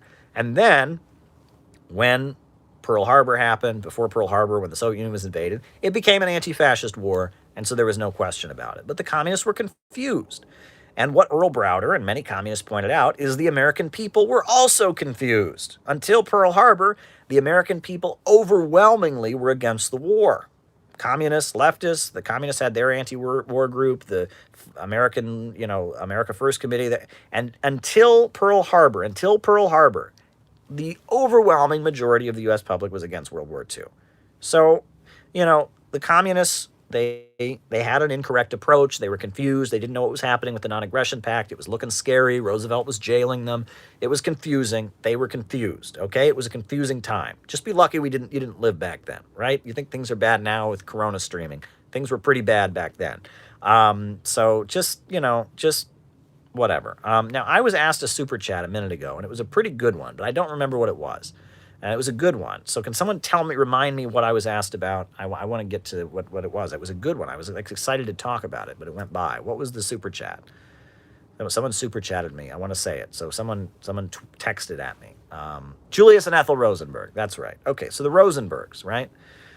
Julius and Ethel Rosenberg were communists in New York City. They were both members of the Communist Party. And in fact, I believe Irving Kristol, who was a neocon, he talks about in his memoirs about how in the cafeteria at City College in New York City, among the younger people, there were two areas of the cafeteria. There was the Communist Party area and the Trotskyite area. And he remembers Julius Rosenberg was always hanging out in the Communist Party area. He, the father of neoconservatism, was always in the Trotskyite area. And they were known as, Communist Party members. And then you'll remember that when World War II broke out, the Communist Party dissolved, right? During the Second World War, it dissolved. It became the Communist Political Association. So Julius and Ethel Rosenberg were no longer members of the Communist Party, and they didn't rejoin. The Communist Party was reestablished after the Second World War. They didn't rejoin. Now, I'm not an expert on the case, okay? I'm not an expert on the details of who was accused of what and all of that. However, everyone agrees that the Soviet Union did not get the atomic bomb because of them. The Soviet Union did not get the atomic bomb because of Julius and Ethel Rosenberg. They had their own atomic bomb program. It wasn't because of them they got it. Now, I don't know the details about what they did or didn't do, and I mean, a lot of people say, I've read it written, and I don't want to say the wrong thing. It's very important. It's better to not say something than say the wrong thing. I don't want to spread wrong information. I've seen it written places that that Ethel Rosenberg was executed for typing, but whatever. And there was this guy Greenglass who was kind of a stool pigeon who testified against them, and he was somebody who got a plea deal and testified against them. Regardless, they got the death penalty, right? 1954 or 1953 or 54. I think it was 54. They got the death penalty. But they were not members of the Communist Party at the time that they allegedly did this spying. They were not members of the Communist Party at that time. They were not members of the Communist Party at the time. So, and the Communist Party had a policy. They did not engage in any illegal activity. So if they had been doing that as members, they would have been expelled for it. So the idea that these former members of the Communist Party, who it was dissolved, they never rejoined, were convicted of spying, somehow proves the Communist Party was a spy ring. That's bullshit. That's malarkey. Okay? So they were former members of the Communist Party, right? And they were convicted of spying. What is interesting is that from my understanding, U.S. law was interpreted very, very oddly in their case. So espionage, right? Spying is punishable by death. They were not convicted of espionage. They were convicted of conspiracy to commit espionage, right? So that means it was not necessarily proven that they had actually spied. It was proven supposedly at the trial that they had had a meeting or talked about spying. Okay, I don't know. Again, I'm not a lawyer. I don't know the details. I do know some people that there are some people that really take that case seriously because it was terrifying for a lot of people. I mean, a lot of people who lived through McCarthyism. I mean, again, thank God you didn't live through that time, right? And it was a pretty gruesome execution. They were electrocuted in Sing Sing federal prison. Um, Julius Rosenberg, Ethel Rosenberg, and, it was widely understood that there was a subtly anti-Semitic message in the execution. Um, that it was basically, they were Jewish, you know, and so they had a Jewish judge sentence them to death to try and like stave off the allegations of anti-Semitism. But the protest against their execution was one of the biggest in New York City history. In New York City's Union Square, the night they were executed, thousands and thousands and thousands of people protested it. The Pope, the Vatican, opposed the execution, said they shouldn't do it. And there was a huge global campaign to not execute them. People were protesting it every day, demanding that they not get executed. They were charged with spying. They were given the death penalty. And it was widely alleged in the media that they had been responsible for giving the Soviet Union the atomic bomb, and that was bullshit. The Soviet Union was going to get the atomic bomb anyway.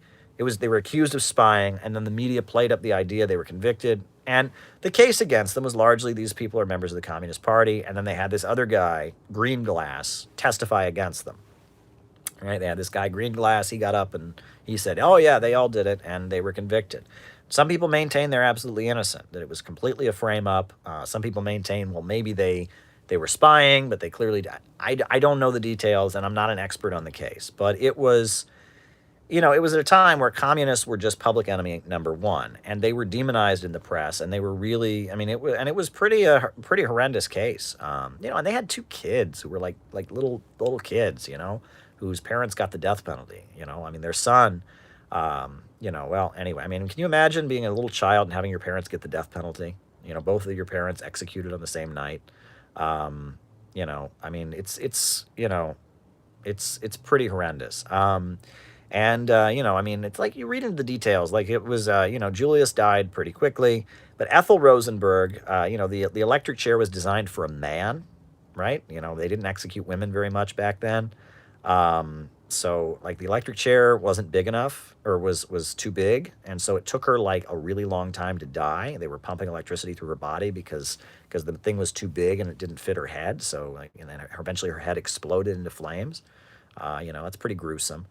It was a pretty gruesome case, and that was kind of a turning point. That was the beginning of McCarthyism starting to... when they were sentenced to death, they blamed them at the trial for the Korean War. The judge gave a big, long speech blaming them for all the deaths in the Korean War, right? Because a lot of Americans, the Korean War, there was barely any protests against it, but there were a lot of Americans who just thought, what are we doing in Korea? If Koreans want to be communists, that's not our business. And so part of the reason that they gave the Rosenbergs the death penalty was to try and reinforce in people's minds that these two people were responsible for American deaths in the Korean War. That was a lot of the narrative, is that somehow somehow these two people, this Jewish couple from New York City, are responsible for the fact that Americans died in the Korean War. Sick. It was a pretty horrendous case. It was a horrendous case. That's all you can say about it. And they were kind of, they were this couple, and they got the death penalty, I think. And I actually have, their son wrote a book about it. I haven't read it, though. I have it somewhere. Someone gave it to me. But yeah, it's a pretty horrendous case, the Rosenberg case. But there was mass public outcry. And it was the beginning of the end of McCarthyism. Right? Next year, I believe it was the next year after they were executed, that the Congress censured Joe McCarthy for his behavior, and that was the point where the McCarthyism in the United States had gone a little bit too far, right? And there was a feeling that, okay, Stalin died. It was around the same time Stalin died. There was a feeling that maybe, the ruling class felt like maybe the new leadership, and they were totally right, Khrushchev and the new leaders of the Soviet Union might be a little more friendly to the United States. And there was a feeling that we can have détente, we can negotiate with the Soviets, maybe they can call off world revolution, maybe they can control the Chinese, right? The Chinese are more revolutionary and sent troops to Korea. Maybe we can get the Soviets to control the Chinese. So the USA, they wanted détente. They wanted to negotiate with Stalin's successors.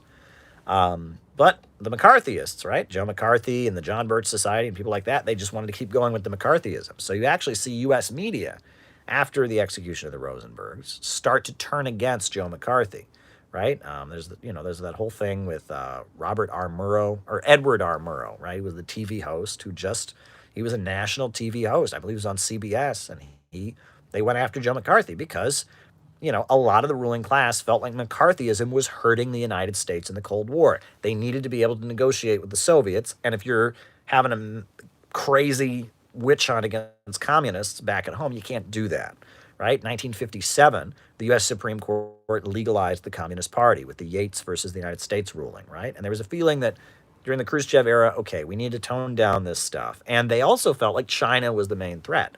China was a colonial country. They had sent troops to Korea. Mao's own son had died in Korea fighting against the United States.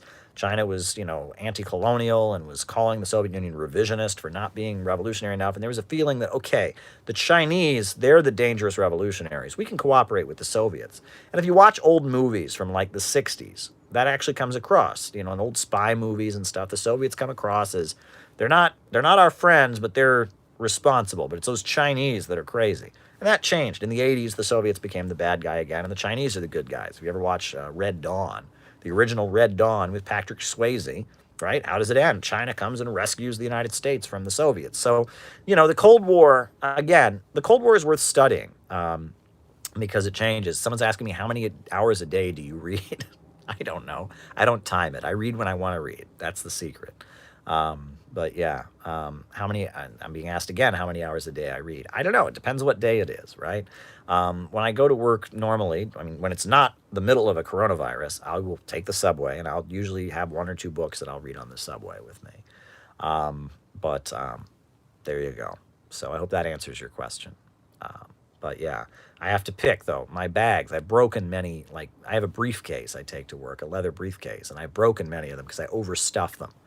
I overstuffed the suitcase, and I've got a lot of books. I'm sure my wife wishes that we didn't have so many books in the apartment. I got loads and loads of books in the apartment, and I love books. I really do. I read a lot. Someone said I blame the Druids. Well, I don't know why you blame the Druids, but there you go. Someone says thoughts on anti-communist misquoting Mao. Well, there's a lot of quotes that get attributed to people that are like silly. Like Stalin is widely quoted as saying, the death of one is a tragedy. The death of millions is just a statistic. That's everywhere. That's like in kids' quote books and all kinds of things. But where did that come from? Winston Churchill said he said it. That's where it came from. Well, that's not a source. It's not an official statement, right? Winston Churchill in his memoirs, I was speaking with Stalin and he said to me, it's like, okay. There's a lot of, and then there's another thing, right? It's like Winston Churchill supposedly said to Stalin, how many people died in a famine or something? And he held up his hands like this, and that meant 10 million, or it's like this stuff those are not real quotes, right? Those are Winston Churchill said, and with Mao, it's the same way. There's a lot of quotes from Mao that you'll hear people say that are weird. People say Mao said that I don't know. Again, there's a lot of, there's real quotes. If it's a real quote from a socialist leader, it's printed, right? It's in their published works. It's in an official statement. If it's somebody heard somebody say, wrong. Even the actual statement, widely attributed to Deng Xiaoping, right? Socialism, poverty is anti-communist, but to get rich is glorious. Right? Poverty is not socialism, but to get rich is glorious.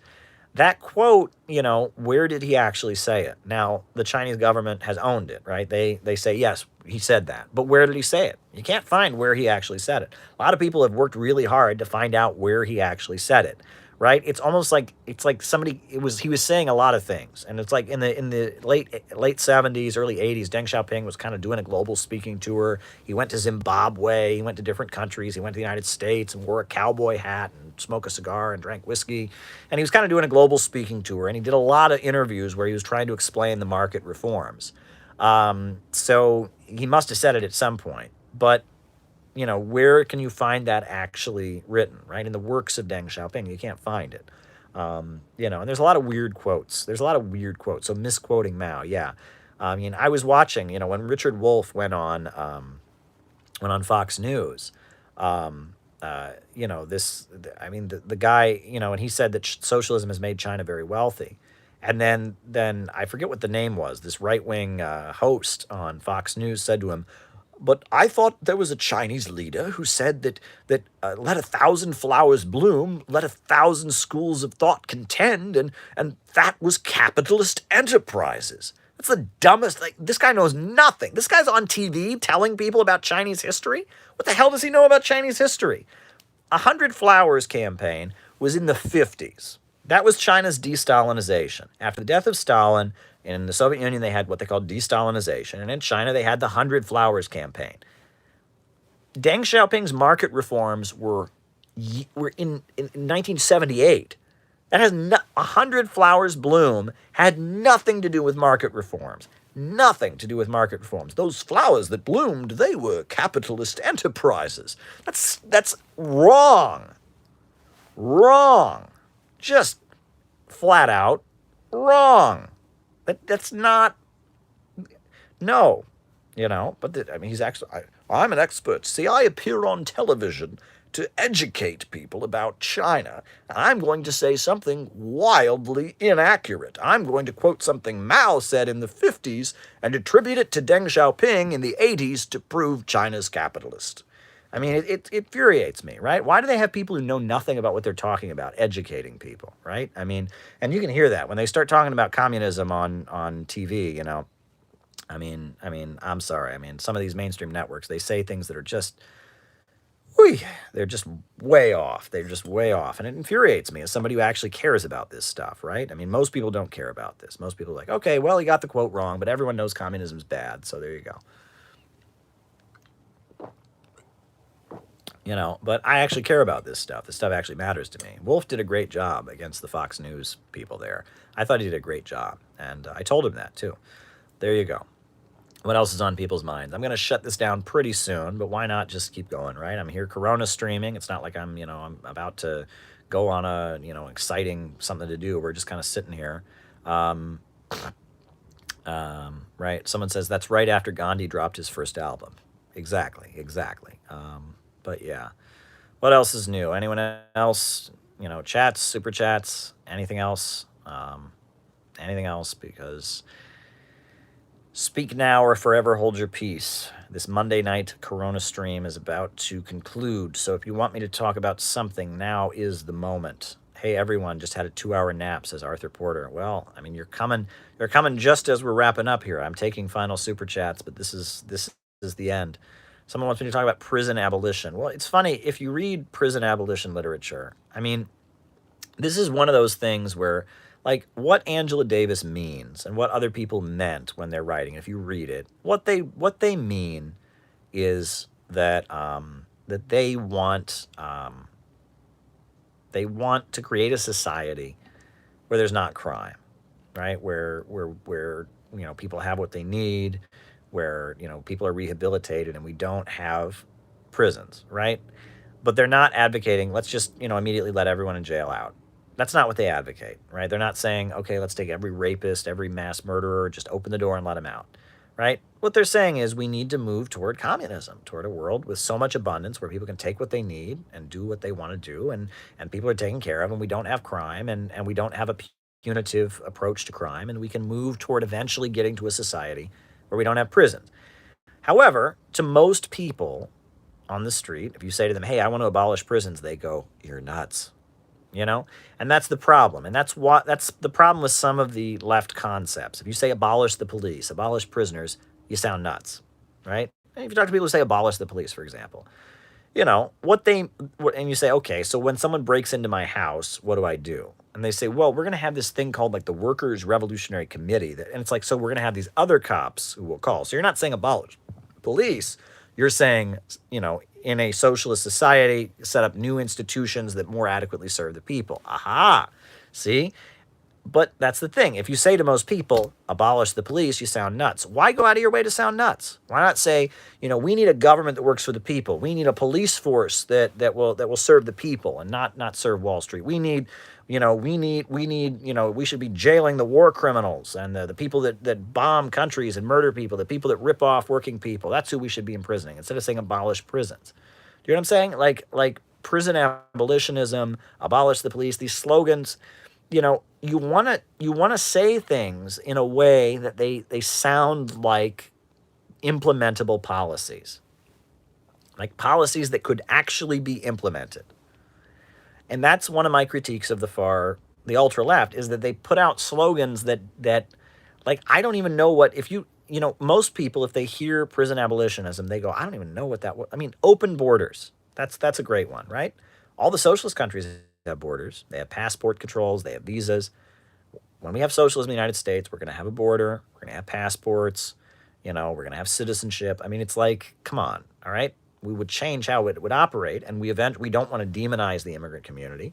We need to stop the raids, the ICE raids that are tearing apart families and making immigrant communities terrified. Absolutely. We want to stop the economic situation that drives people to come here. But open borders, really? Like, so we're just going to, we're going to be, what country doesn't have borders? Israel. Israel doesn't have borders, right? Israel's constantly expanding, right? Israel is constantly expanding, right? Now, David Fox says, what does the ultra-left actually mean by open borders? Well, again, if you're a Marxist, they mean we'd like to get to communism. We'd like to get to a world where there's no need for borders, where people are in prosperity and people can just kind of go and free as they please. Sure, to most people, they see open borders and they say, okay, no passport controls, no customs, just, anyone can just walk in and out. That sounds nuts to people, right? You have to, most people don't know anything about communism. So if you were going around saying you want open borders, a world without borders, if you're going around saying abolish the police or abolish prisons, most people look at you like you're from Mars. They do. I mean, and there's a need to articulate leftist ideas in a way that actually communicates it, right? We need to say, look, like the attacks on immigrant communities are making things worse. The ICE raids need to be stopped. These detention facilities that they have along the border are horrendous. They're unacceptable. And the fact that there's millions of people in the United States who live in the shadows, I mean, we need to have them be citizens. We need to have them just be part of our country and get decent wages on the job. And we need to stop stigmatizing immigrants. We need to stop the repression of immigrants. But just saying open borders doesn't make any sense, right? Israel has a wall, though, says Kristen Ellen.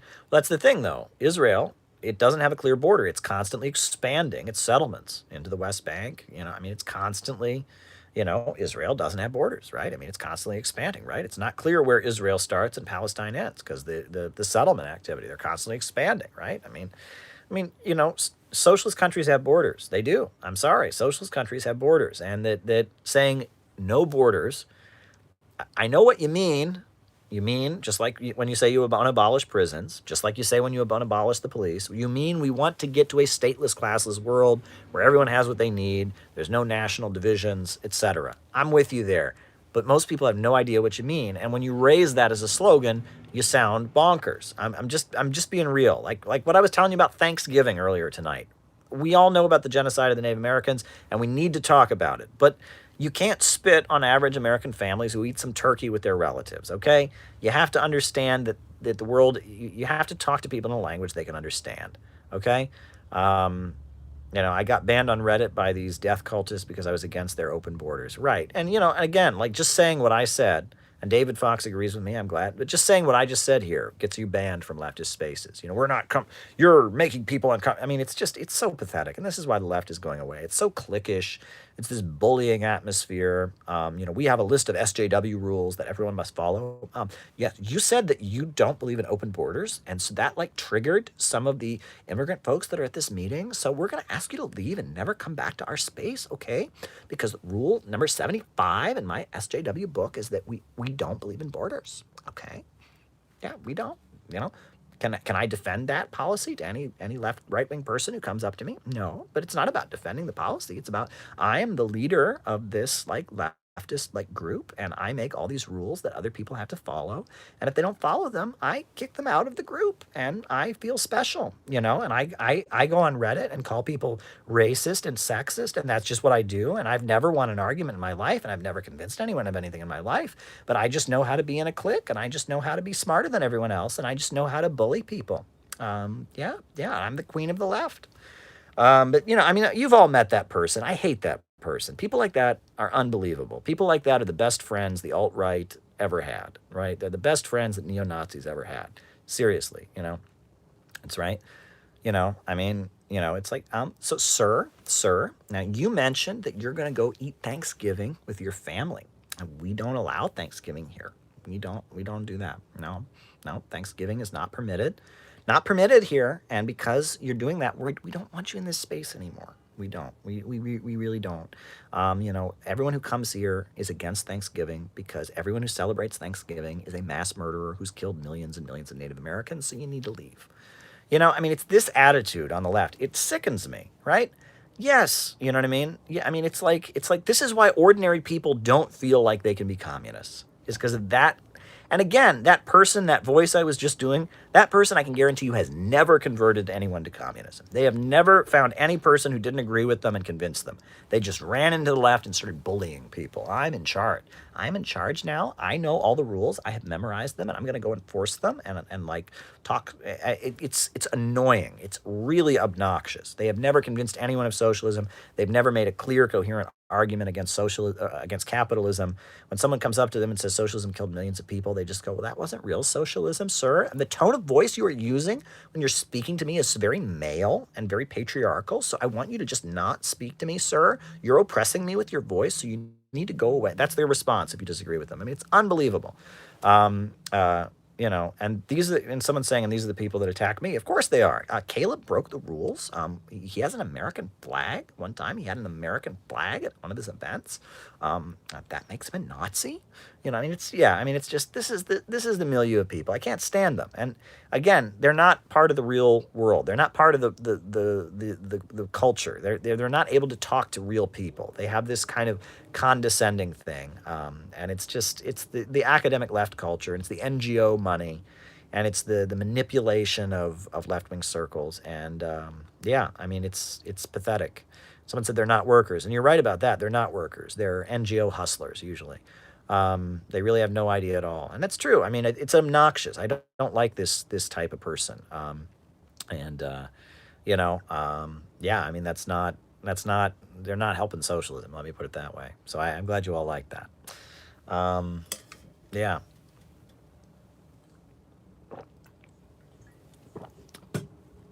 But yeah.